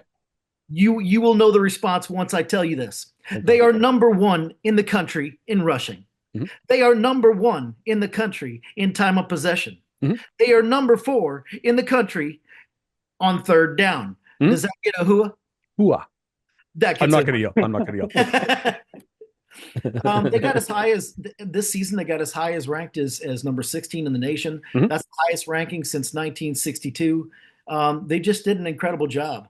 So here's the most important stat that I found incredible during that championship game. Did you know that Army did not get called for a single penalty the entire game? I did. That's discipline. Yeah. America. So you're going with Army. Well, and you also have Bryson Daly. I mean, we can't talk enough about him. I mean, Coach was talking about Monken was talking about him, saying, "Listen, he deserves a trip to New York. The kid's incredible. He's a hell of a player. They got a hell of a running back there in Kanye Uda. He's doing great also. I think Army's too much. Give me the brothers in arms with the Black Knights. Okay, Dan, is Monken going to stay in West Point? I have not heard otherwise. Why, are you hearing something? No, I'm just his name has come up. Obviously, a lot of coaching vacancies every season, and especially given the season they've had this year, right? It would make sense that he would attract some attention. Yeah, I don't want to lose him. No. I can tell you that much. I don't want to lose him. He's too good for the academy. He's the one that talked the academy into joining the conference anyway because he feared being left out of the 12 person. The 12 team. It was a smart thing. Yep. And I agree with you guys earlier. Whoever said, I think it was AJ. You said that you believe that it should be a 24 team playoffs. FCS has got it right. They've been doing it right for decades. Just do the 24 with the first round play-ins. Let's get it done. Okay. Braden, Army Marshall, who you got? So totally agree with Bryson Daly. Obviously, I think I was debating between 3. This is I'm not supposed to say this, publicly, but I was debating between three different Braden's a people. Heisman voter. Shh. I was debating between three people for the final spot on the Heisman, and Bryson Daly is clearly one of them. So I think he's going to get votes. I don't think he's going to finish in the top 4. Obviously, not a candidate, not a finalist, not a finalist of the top 4. But I think he could finish like 5, 6, 7. That'd be 8, fantastic, give or take. And I think I hope he does. I think he deserves it.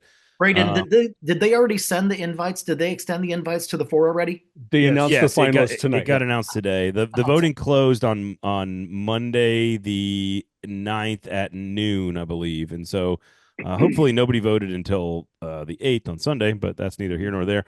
I think there's going to be like a lot of time in the off season, because I don't think Jeff Monken's going anywhere. I think he knows what he's doing. I think he's coach of the year candidate almost every year. I think he's absolutely. You guys are totally correct for them joining a conference and giving themselves a chance to earn their way into the playoff.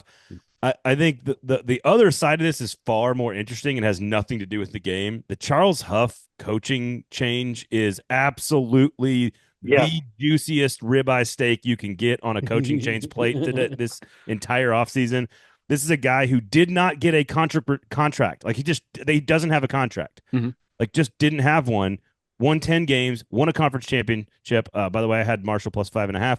And I think what's interesting is like he takes the Southern Miss job, claims it's a step forward. It's probably about even. And they automatically had a guy already ready to go to take the job at Marshall. It is just utterly fascinating. Part of why Charles Huff was not a super popular guy in Huntington was, this is a guy who basically called it how he saw it. He's a black man. That's Huntington, West Virginia. I don't know if y'all know anything about Huntington, West Virginia, but he kind of called it how he saw it, and people didn't really like that about him. And he still won so many games and is now at Southern Miss, which used to be a great program. It's not anymore. Could be better, but like it is absolutely fascinating, all the different forces at play for Marshall. I know this has nothing to do with the game, but like the athletic director, the boosters, the team, the media, the coach, the players, if you studied Marshall and Charles Huff at all, it is fascinating. It's utterly fascinating. And for him to leave the way he did, like, sure, go Troops. Like, let's go America. I'm all for Bryson Daly and Army, but like, honestly, like the only thing that's like more like it's like number 2 to the playoff is like the Marshall coaching. You're not wrong. Utterly fascinating. Yeah, it is. It is. Jake, what do you think?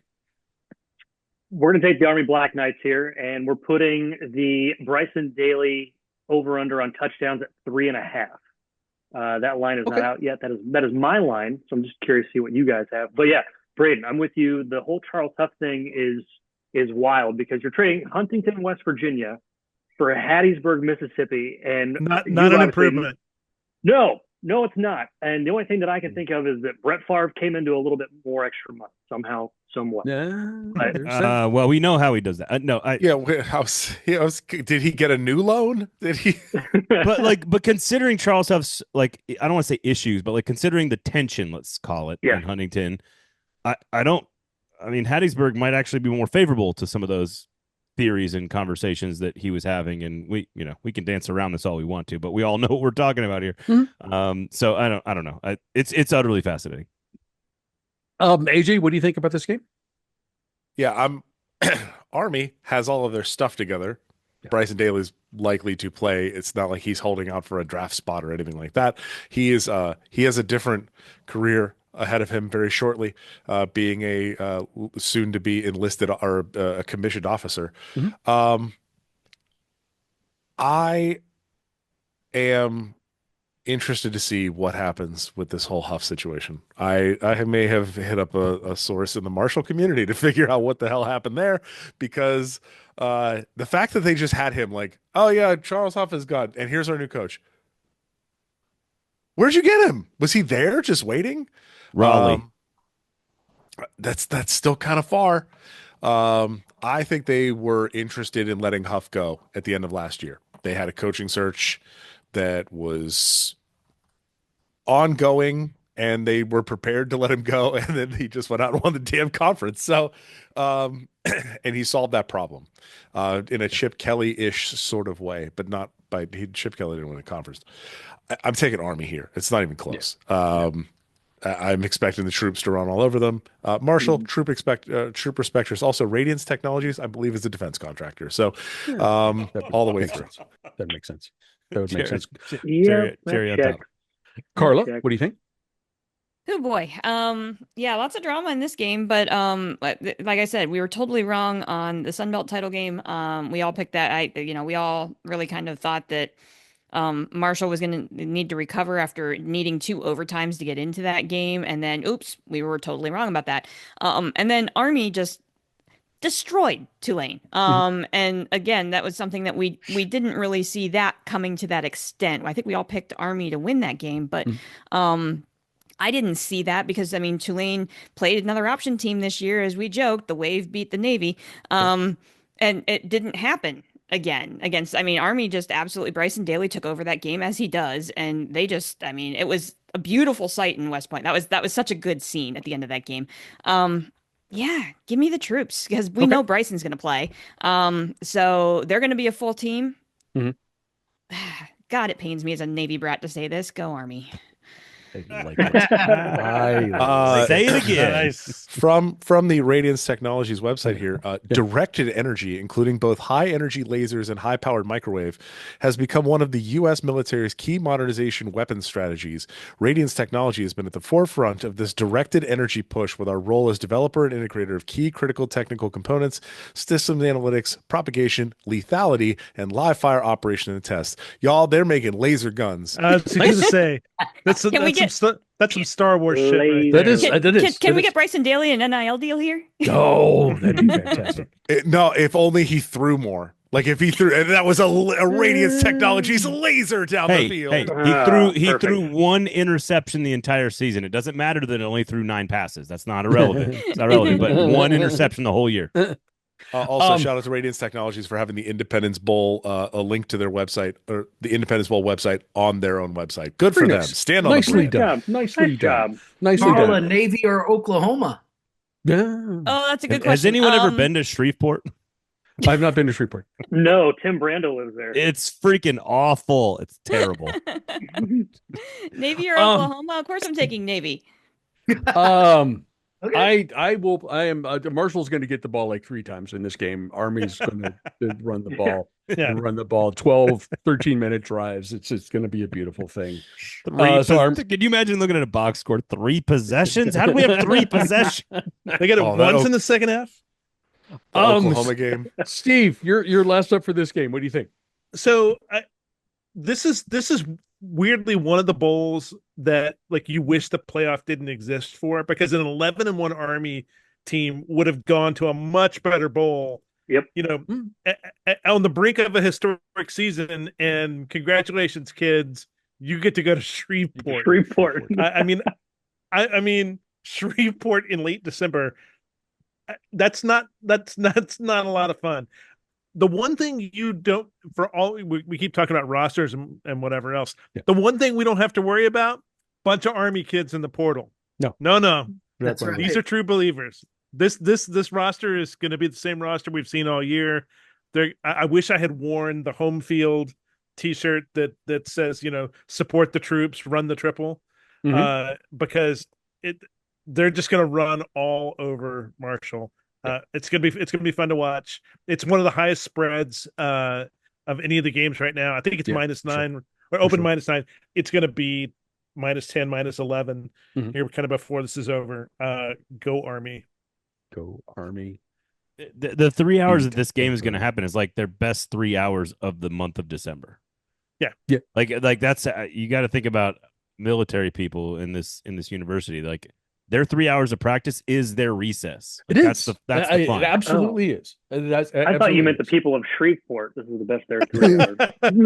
It might also be the best part of Tim Brando's life. You're correct. Because Friday night on Big Ten, although I take it back, Friday night on Big Ten this year was awesome. It was great. It actually was pretty fun. Yeah, I just wish Jake was on the call instead. That would have been. I'll say this: that much better. Going to Shreveport, it's going to be one of the best locations a bunch of kids from the Army gets sent to for the near future. Right? It's like 36 of them are lost in the swamp. Just throw this out there. I mean, you're going to have to end up in Kuwait or whatever, like in the summer. I'm not sure. I think I'd rather go to Kuwait. I had friends who were stationed at Fort Polk in Louisiana and said, no, under no circumstances do you want that to be your post. Absolutely not. I don't care about proximity to New Orleans. No, you just don't want it. The last of our big boy games, such as they are, is AJ. This is your game, 4 p.m. on January 3rd on ESPN, the Serve Pro First Responder Bowl in lovely Dallas, Texas. This is in SMU's home stadium. Why is that named for Gerald Ford? Does anybody know? It's a different Gerald Ford. Is it a different Gerald? Okay, I saw the middle of this. Oh. I wasn't sure. Jake is so pissed. It's a different Jake, one. you have some what? No, he was trying to get that fact in first. I don't know. Oh, sorry. I okay. Gerald, it's Gerald J. Ford. Gerald Ford. This is I know AJ was waffling between games and got some games pulled out from under him, but this honestly is the perfect game for AJ. North Texas versus Texas State. State is favored by 7.5 points. The AJ Fun Index is 68.5. That's right. Points City. AJ, because go. neither of these teams understand the concepts of defense. They don't care. They're playing video game. It's like I'm simming on defense to next offensive possession. I don't give a damn what's happening. The Memphis North Texas game, where Memphis scored 2 touchdowns on 2 plays that were 75 yards apiece to start the game, is what this country needs in a time like this. Okay. In these unprecedented times. In these unprecedented times, you need Chandler Morris throwing 510 passes on the year for 3,774 yards, 31 TDs, and 12 picks. That's the type of stuff we need in this world. Okay. We need. I can't argue. I cannot. We need Jordan McLeod out of Texas State throwing for 2,920 yards, 29 touchdowns, and 12 picks. Do these teams run the ball? Absolutely not. Are the first responders troops? Kind of, sort of. But they don't run the ball or the triple. They throw it. Okay. Now, if you're looking for a game that will actually keep you entertained, this is the game to watch, right? Okay. It is on January 3rd, which I believe is a Friday. At 4 p.m., right?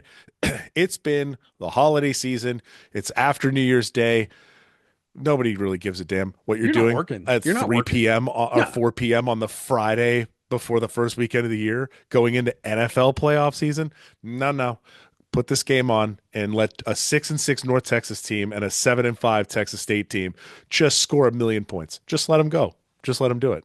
They don't even have to go that far. They just get to go from Denton to SMU and from San Marcos to SMU. San Marcos is it's not a short drive. I think it's like 3 or 4 hours from down there, but Denton's like an hour and a half away. Yeah. This is like a local game for them. And let them have this. This is going to be a great game. Thank you, ESPN, for putting stupid ESPN events and bowl games on TV. Love it. I'm going to pick Texas State, but there are no losers in this game. I'm picking, if they hit the over, there are no losers in this game. Right. I'm picking the North Texas Mean Green, just so we were clear on my pick. I'm picking the North Texas Mean Green. Crappy's picking Texas State. I'm picking Texas State. Carla, what do you think? I've mentioned this before all season. I've been on the Mean Green bandwagon, so give me North Texas and a whole bunch of points. Okay. Steve, what do you think? North Texas. I saw on Instagram today, Texas State's all-purpose running back got into the portal. Sayonara. That's 900. That's 900 yards and like another. I mean, something like 12 total touchdowns. That's gonna sting. So it'll be a track meet. It'll be fun to watch. North Texas. Okay. Dan, did you give a better pep talk for the Army game than AJ just gave us for this Pointsy Bowl game? No, that was a good one. I mean, they're close. I felt like they were close. Are the green mean? Yes, they are, but I'll take Texas State. Okay. Braden, what do you think? Did Steve just Google that last kid going to the portal like in the last 5 seconds? I feel like he did. I feel like I could see it in his glasses while he was talking. I feel like I can't bunch say of ones and zeros coming down. He's seeing through the portal matrix. I just tapped into the matrix. I can't say anything because I don't have anything to say about the game either. I like whoa. Nice. Well, Steve's the coolest guy here. That's cool.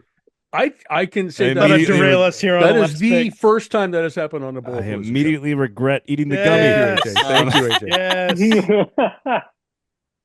Yes. I'll give me lots of points. Give me North Texas. Yeah, that sounds Sweet. great. Sounds good. Jake, I apologize. That was an off the top of the head thing. And Well, I thought it was Gerald Ford, the president, too. So 0 for 2. Yeah. Okay. 0 for Okay. 2. Give me Texas State. Too much Jordan McLeod. Plus, who knows if Chandler Morris is going to play or not. He's going to be one of the bigger targets in the portal probably this year. Can't imagine that he's going to stick around after being, top 5 in passing this year in the country. So surely some P4 school is going to come scoop him up. But okay. Yep. So give me Texas State.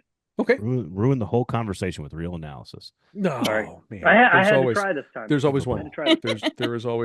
There's always one in the crowd. Guys, that is the games that we the 7 of us picked.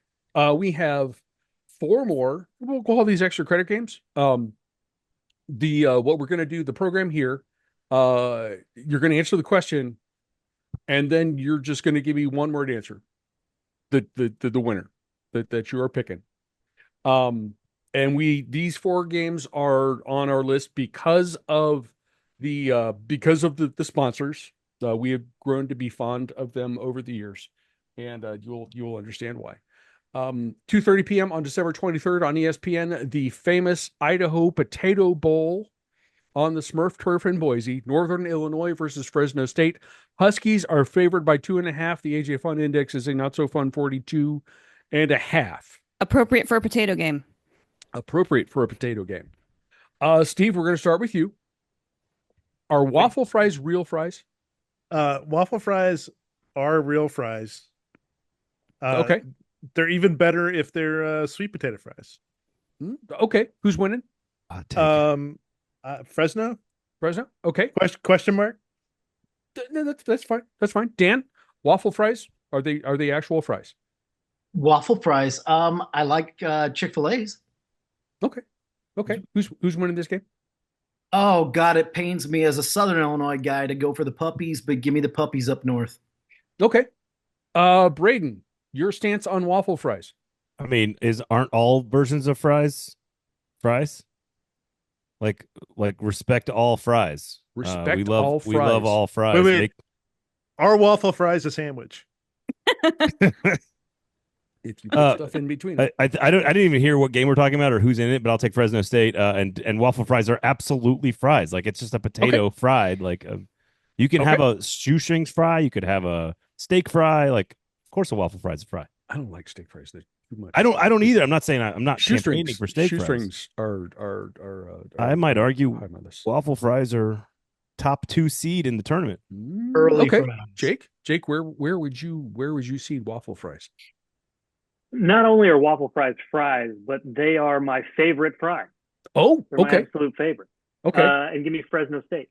Okay. AJ, waffle fries? I'm taking Fresno State. And their soon-to-be head coach, Matt Entz, formerly of North Dakota State, he's taking over for at Fresno State. He is the hire there, and absolutely, waffle fries are fries. They're an elite tier of fry. It's them and curly fries. That's the choices. Tier fry.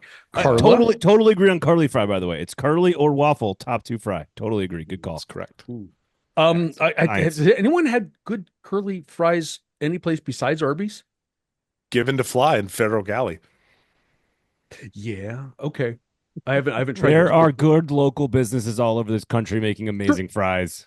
I just said one of them. But curly fries. This is how we lost the election. They gave you one. I don't run into curly fries very often, which is disappointing me because I love them. I think they're fantastic. Carla, am I completely wrong about fries? Waffle fries are the best fries to dip into ranch dressing. If you're a West Virginia 100%. girl, you understand that.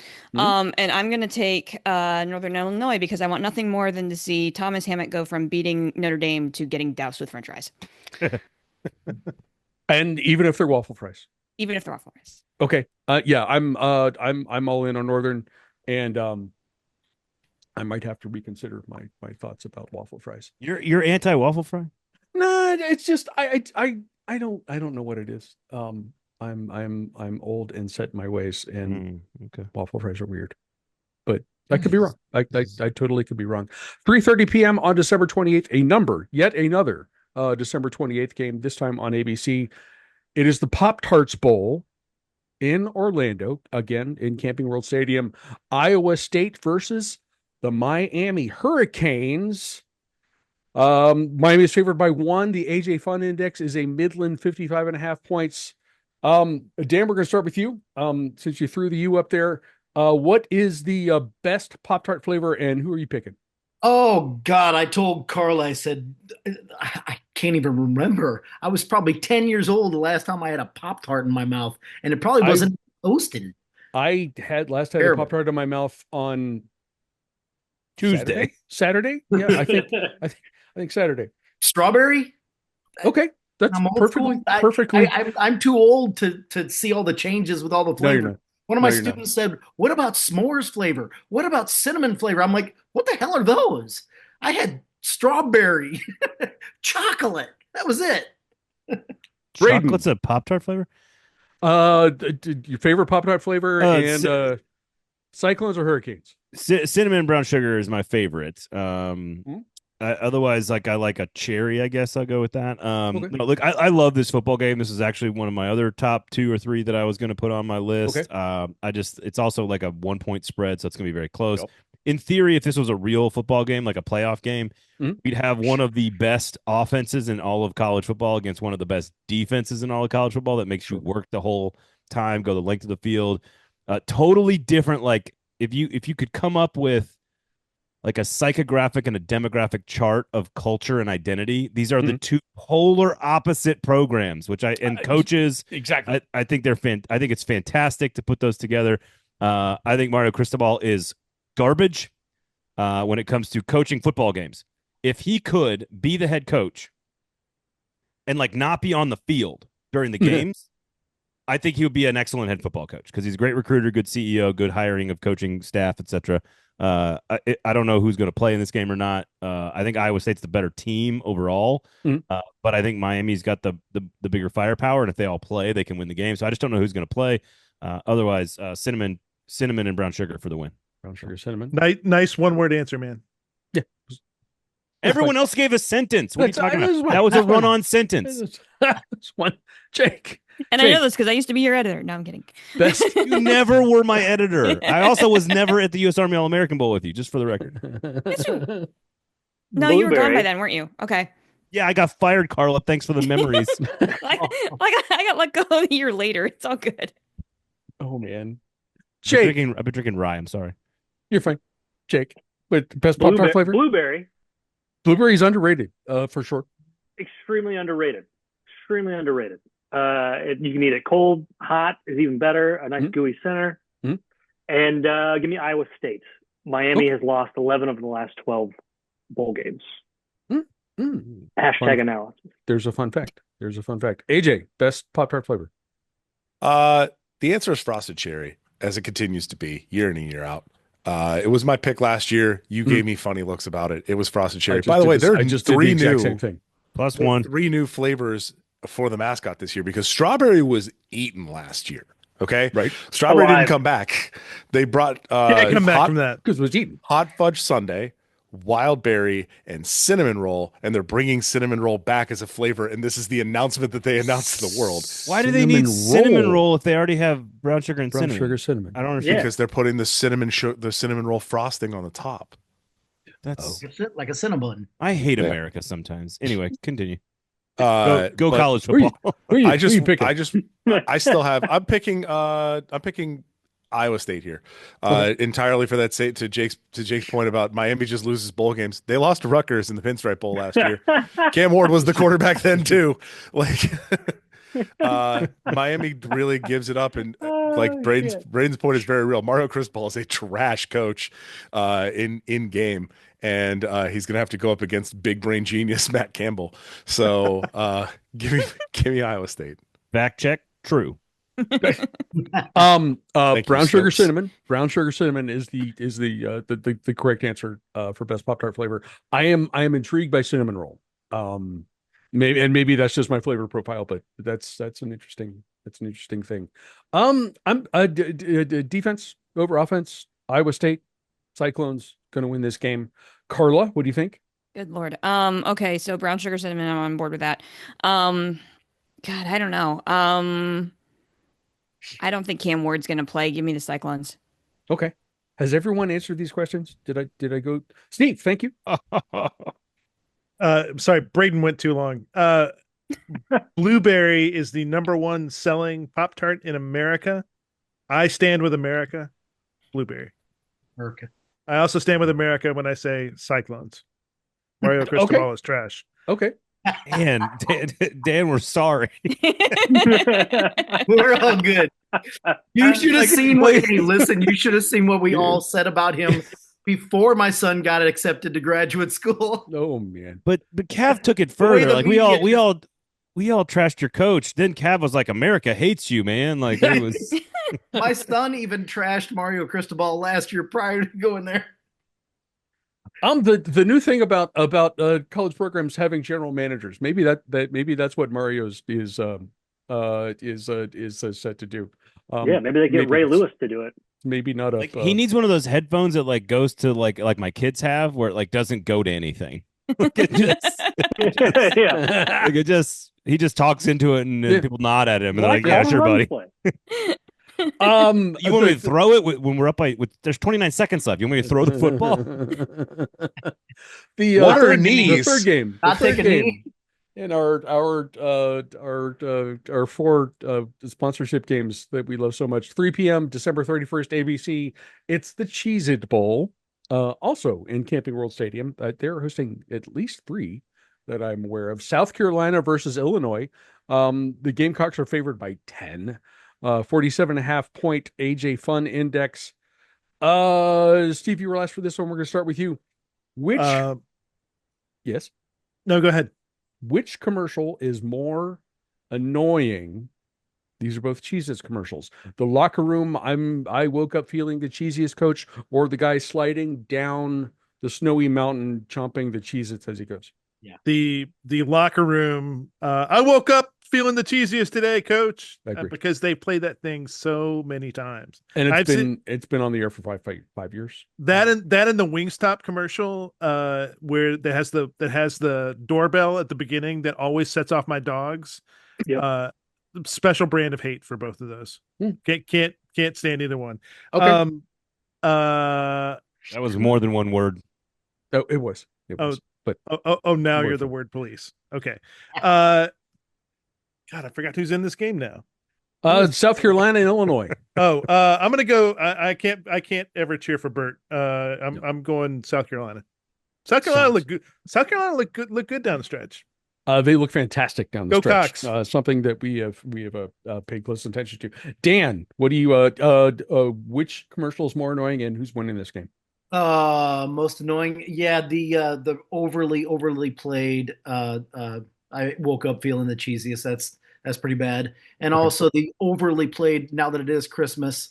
Oh my God, he does exist. They do exist. The M&M commercial. Oh yeah. So that's got to take a hike. Bonus points. Okay, But, give you bonus points for that. I'm gonna go with I'm a Saluki. I'm not from up north in Illinois. I can't go with the Illini. Give me the South Carolina. Braden, your thoughts? I love how Champaign-Urbana is now up north. No shampoo banana from Carbondale. No shampoo banana. It is a long way from Carbondale to Champaign. In Carbondale, everything like is north. 4 hours. I lived in Carbondale, for the record. Did you? I did when I was very little. Number one, one of the worst ads on television, I don't know why I just thought of this, is because the fact that those ads are being talked about on this particular show means they're doing their job, which means they're fantastic ads. Absolutely. By definition. The one is like that drives me insane, my wife and I insane, is when it's like an Airbnb commercial about Santa coming, who's real, by the way, kids, who's coming into the chimney, and they're like, can't do that in a hotel. You better stay in an Airbnb. And we're like, who is this for? Who are you selling this to? Like, parents know that he's totally real, obviously. I just don't know who it's for. It pisses me off. Anyway, that's the advertising major in me. What are we talking about? South Carolina, Lenoris Sellers. Yes. I don't think I've seen a college football player get faster as the season went along. But he like started the season as like a 4.6 guy, and now he's like a 4.2 guy, and I don't know how that happened. He just got faster as the season went along. He's so much fun to watch. I'm watching Chase Brown, who's like the best Illinois player, who's not on the team right now on Monday Night Football. Give me South Carolina. I like the Gamecocks for sure. Jake, worst commercial. Who's winning this game? Worst commercial is anything that plays MOP's Annie Up over and over and over and over and over again. Doesn't matter what company it is. Doesn't matter if it's Amazon Prime or the other 3 effing companies that are playing it right now. Okay, I'm better than Braden. I don't swear. And give me South Carolina because they're red hot. Okay, AJ. In spirit of the original question, it's the guy chomping down the hill. I will always wake up feeling the cheesiest. That's just how it goes. Cheeses are delicious, for the record. There, number one. I love them. So 2 things here. Number 1, y'all are watching with the sound on. That's crazy. I'm watching the quad box on mute, baby. What are you doing? What's wrong with y'all? But also, there was a commercial. It's a Home Depot commercial. It's Desmond Howard with the fire alarm chirp. That one directly to jail. Directly to jail. Yeah. I heard Excellent. that one time, and I was Excellent like, point. nope, absolutely not. That is worse than the December to Remember commercials. At least December to When Remember everybody mysteriously is a- gets Alexis in there. Desmond is driveway. not having a good month. No, it's not. He's having a great month. If Brett Bielema was a Cheez-It, what flavor would he be? Extra cheesy. Extra cheesy? Oh, There's he'd have no a way Toasted. He's Flavor borderline. blasted. Toasted. Do they have a flavor that tastes? extra toasted.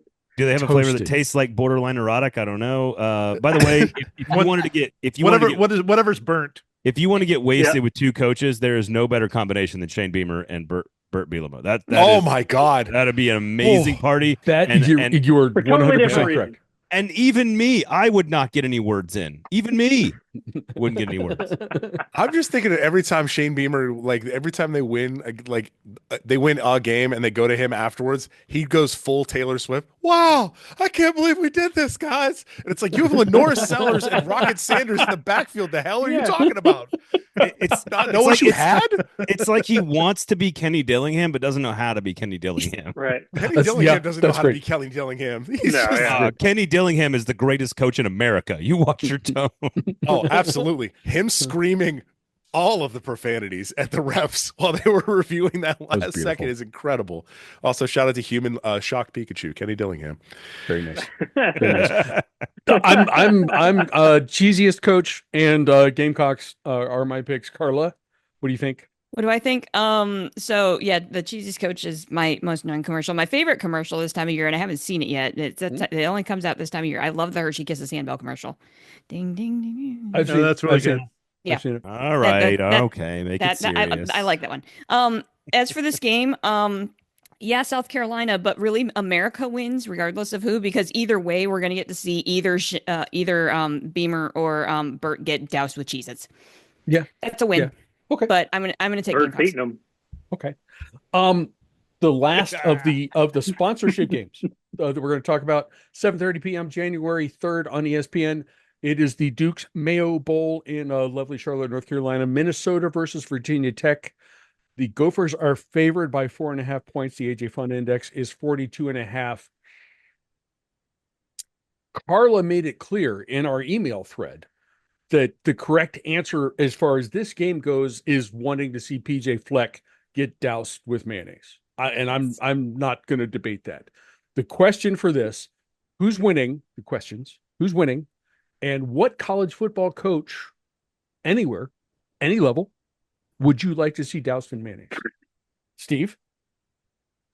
Wow, I'm on the spot quickly. I've got Minnesota winning this game, and I would really, man, there's so many coaches I would like to see just like at the bottom of a vat of mayonnaise.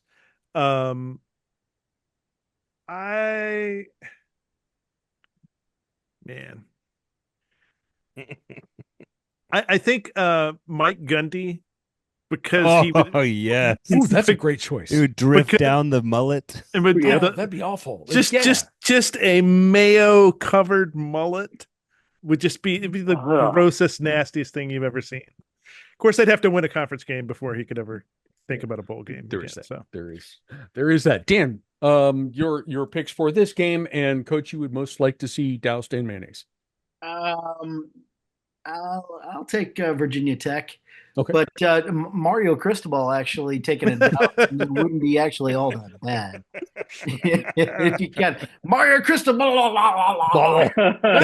By the way, he's an ACC coach. That's a reasonable possibility. It is. Yeah. It is. Braden, questions to you? I've already seen Shane Beamer do it, so like my dreams have already come true. So I don't know.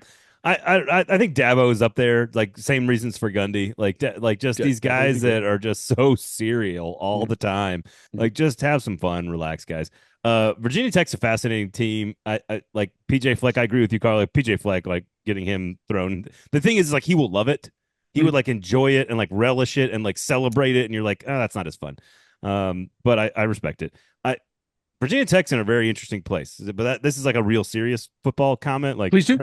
They just gotta like. Those. It's been too like they were supposed to build slowly and they didn't really realize their potential. I'm fascinated to see because like PJ Fleck's kind of leveled out at Minnesota. They're good, but they're not great.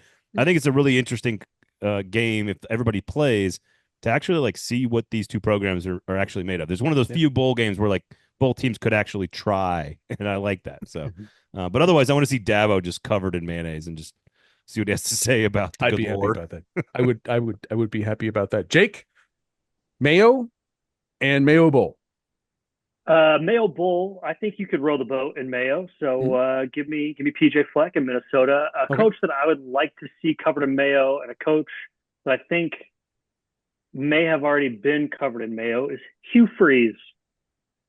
Has not been covered with Mayo, but it would be hilarious. No, it would be. Oh no, he's definitely been covered in Mayo. He's definitely been covered. He's definitely been covered. Just never as part of a game. A game. little extra. Not as part of a game. Just or on not TV. in public. Yeah, no, not in public. Yeah, somebody in a corner. It's fine. AJ. What a piece of trash. Anyway, AJ. I'm taking What do you Minnesota here. I think the one that I wanted to see that was actually a possibility last year, 2 years ago, was Mac Brown. I just think that would be hilarious because you'd just be like, what do you mean I got to go under the Mayo? Am I going to get any recruits out of this? But I think the other one that I think I would want to see is I think it's Lincoln Riley. I think he would be so mad. Okay. Yeah, he would not be fun at all. Angry. Yes. Yes. Good call. Mike Locksley. That's a great call. Mike Locksley put the big hat on. He got the big hat specifically for it, and he wore it while they were pouring the mayo on him, and he was shamed by his players, and he finally took it off, and they dumped a little more on him. Lincoln Riley would be deeply upset. I fully believe he would throw the game. Don't write a story about this. Get wrecked, Lincoln, you big dork. You're 80s ski villain of a quarterback. He's a gigantic dork. 7 if it means I have mayo on me. Oklahoma fans were right to put Lincoln Riley as the person sponsoring the last mile out of Oklahoma. Good for him. Good for the Oklahoma legislature. Oh man. I'm picking Minnesota and Tressel Jr. Yeah, Ryan Day, what the hell? Maybe it'll snap him out of whatever psychological problems he has going on. His beard dye will come off. Wait. He has psychological problems going on. You just slipped that one in there, crap. Just a little thing. Carla. He does. He sees Michigan and his brain goes blank. That's also it's like every third Ohio State coach. What are you talking about? Yeah. One sidelight to the Duke's Bowl. When the Belichick stuff came out this week about him potentially being interested in North Carolina, literally all I could think about was, God, if they could just get him to the Duke's Bowl and have Belichick covered in mayonnaise. That would be amazing. That would be fantastic. Every time I hear the Bill Belichick to UNC thing, I just think of Bill Belichick having a recruit. Oh my God! It'd be just like think about Bill Belichick having to go close a big recruit in the living room, just be like, "I'm not eating the yams." I already ate on the way here. It was more efficient. I'm more of a Bojangles guy. You're in Kentucky, sir. Carla. Carla. Carla. Can I pick? Did we? I think you're the last one. I On think this I'm the list. last one. So of course, Big Ten, row the dang boat. And coaches, can I pick two? My first thought that went through my head was Lane Kiffin. That'd be The that would second be thought fun. that went through my head, not currently coaching, but man, it would be funny as heck. Ed Orgeron. Coach Mayo. I feel like Ed's been there. I kind of like Hugh Freeze. I feel like Ed maybe. I don't know. I feel like this. Ed might secretly like it. Yeah. And Lane would turn it into Lane would turn it into engagement. Like he would make money off of it somehow. Like he would figure out a way to. We have one more game to talk about. We're just going to do this one in a straightforward fashion because we have 5 people who live in or around the city of Nashville. Right here. It is not the Indiana game. It is the Birmingham Bowl in lovely Birmingham, Alabama. Arguably the two D1 teams, the two FBS teams that caused more havoc than anyone else. Georgia Tech and Vandy. Tech is favored by 2.5. The AJ Fun Index is a 53.5. We're going to go through the Nashvillians' opinions first. Starting with you. How's this going to go? Gosh, when I saw the draw, I was like, ooh. Because last time we all saw Georgia Tech was taking those of us that hung around, taking Georgia to 8 overtimes. This is a team that has messed some stuff up this season, and you could say the same for Vandy, taking a couple of top 10 teams, taking one down and one on the ropes. But I mean, come on, we've been on the Diego Pavia bandwagon since his New Mexico State days. Yes, we have. Of course, I'm saying anchor down here, but this game's going to be entertaining as heck. Please put this game on your TV. It's going to be a fun one. Although you have to think that Vandy was probably pulling not to be in the Music City Bowl, but like going to Birmingham, Right. But whatever. Anchor down. Go Doors. Steve, what do you think? I was so pleased that when they got a bowl game, they got the Birmingham Bowl, which has A, no sponsor, but B, they have a history of getting stuck in Birmingham as their reward for a hard-fought season. And their reward is to go, I think they went to the Hall of Fame Bowl. That was the 84 Whit Taylor Bowl, where they got to come back. I like Georgia Tech a lot. I was that Georgia game was so much fun to watch. And I was so hoping that they were going to pull it off. Alas, they couldn't. Vanderbilt has just been kind of like, they're kind of crappy down the stretch. They're not a consistent team. I think Tech got better as the year went on. Tech's good for the 2.5. I might even say more. Okay. Dan, what do you think about this one? Well, on the Pavia bandwagon, you can't go against my man, Jerry Kill. We are fans. We are fans of Jerry Kill. I mean, I got to go with those guys. I got to go with Vandy. Okay. Braden, how's this going to go? Yeah, I wish Georgia Tech ruined more seasons, right? Like I know they ruined Miami season, but like almost ruined Georgia. I think they there was more than that. Like they lose by 3. They almost beat Syracuse early in the year on the road. They played Notre Dame, couldn't beat them either. This is two really great stories though. So in a moment of seriousness, great to see two coaches, two alumni, right, of their schools coaching at their schools, which is a great twist. Love to see the build for Clark Lee. I agree with Carla. Diego Pavia is by far the most interesting player. I will say Haynes King, if you like sort of a gritty old school type of player who just lays it out there every game, Haynes King is a great player to watch. And Vanderbilt gets stuck in a lot of bad places. They've been to Shreveport and Memphis and Texas Bowl. They've been a Memphis few again and again. Yeah, again. Music City Bowl a couple times. Nashville's obviously a terrible town. So there's no travel. It's all. No, I know. I'm kidding. They just don't go to that many bowls. So it's good for them. Look, Birmingham's a very underrated town. I think Birmingham's like sneaky piece of analysis here. Birmingham's a great city compared to Shreveport or Memphis. So I like Birmingham. Birmingham.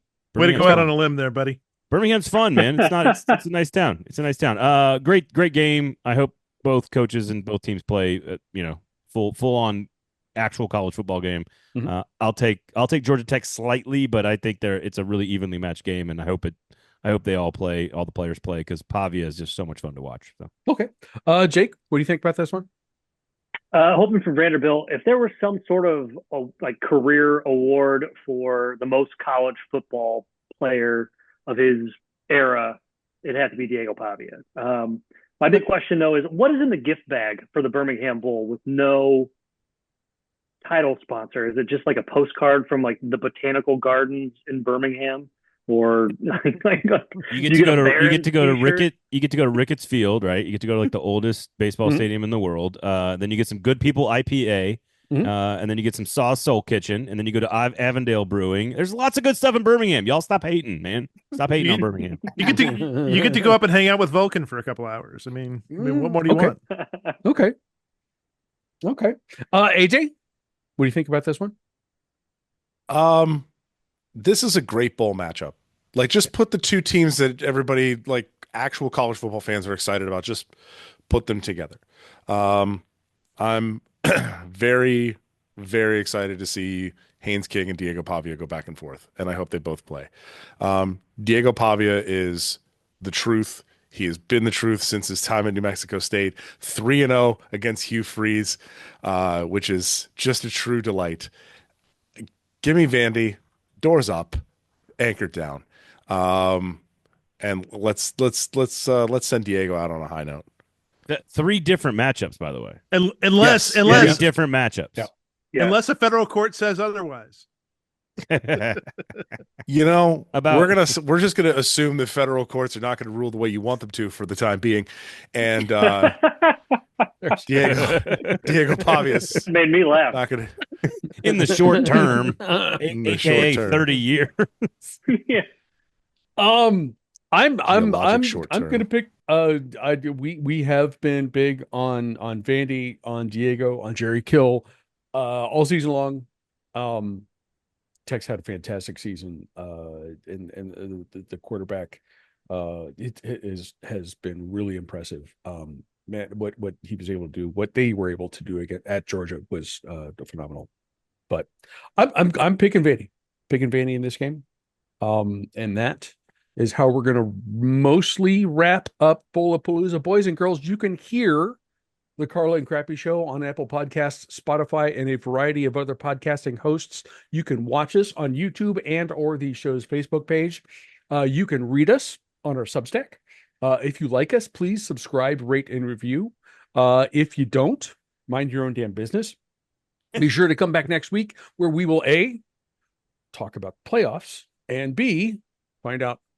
Well, we'll start to find out how wrong we were. No, are there bowl games between now and there's like one. One. Okay, so the ISIS Bowl. God, right after Army Navy. In Celebration Bowl is this weekend. Watch that. In place of our final thoughts, Dan, I bought that jersey because Yes. I'm an armor guy, and I bought the Cav jersey that they wore when they lost to Navy, and I'm like, I can't do that one, but that one, the army jersey, I did. In place of our final thoughts, Are you going to get the Screaming Eagle? we'll see. That's this week. That's this We'll see. weekend. I'm an armor guy, so those were the two that I was in a Cav unit. That's what I was attracted to. One more question for our guests, AJ and Carla. This is something you and I, the three of us, will have a chance to discuss at length. Who's the national champion going to be, Steve? Oregon. Dan? Oh, probably Oregon. Braden? Texas over Georgia, unfortunately, in a 3-time matchup. three-peat. Unfortunately, Okay, but Jake? Texas gets him this time. Okay, Jake? I like Oregon because Dylan Gabriel runs that offense better than any other quarterback in the college football playoff. And also, don't be surprised when the Hoosiers make the semifinal. I will be surprised. I like that. Going out there. Boys and girls, this has been yet another fantastic Bowlapalooza.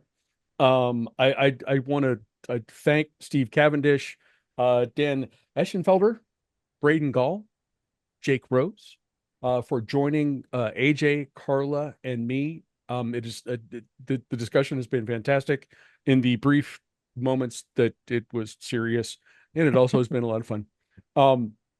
Guys, I hope you enjoy your bowl games. There are fireworks behind AJ. I hope your team plays well. Michigan fans. No, you don't. You're playing my team. Stop it. I'm playing your team. I'm playing Steve's team. We'll finish the line, coming. Crappy. Go for it. That's coming. That's coming. I hope your team does well, unless you live in Ann Arbor. In Ann Arbor. Guys, thank you for joining us. Be sure we're going to be on a normal schedule. Be sure to come back next week when AJ and Carla and I will be talking about the playoffs.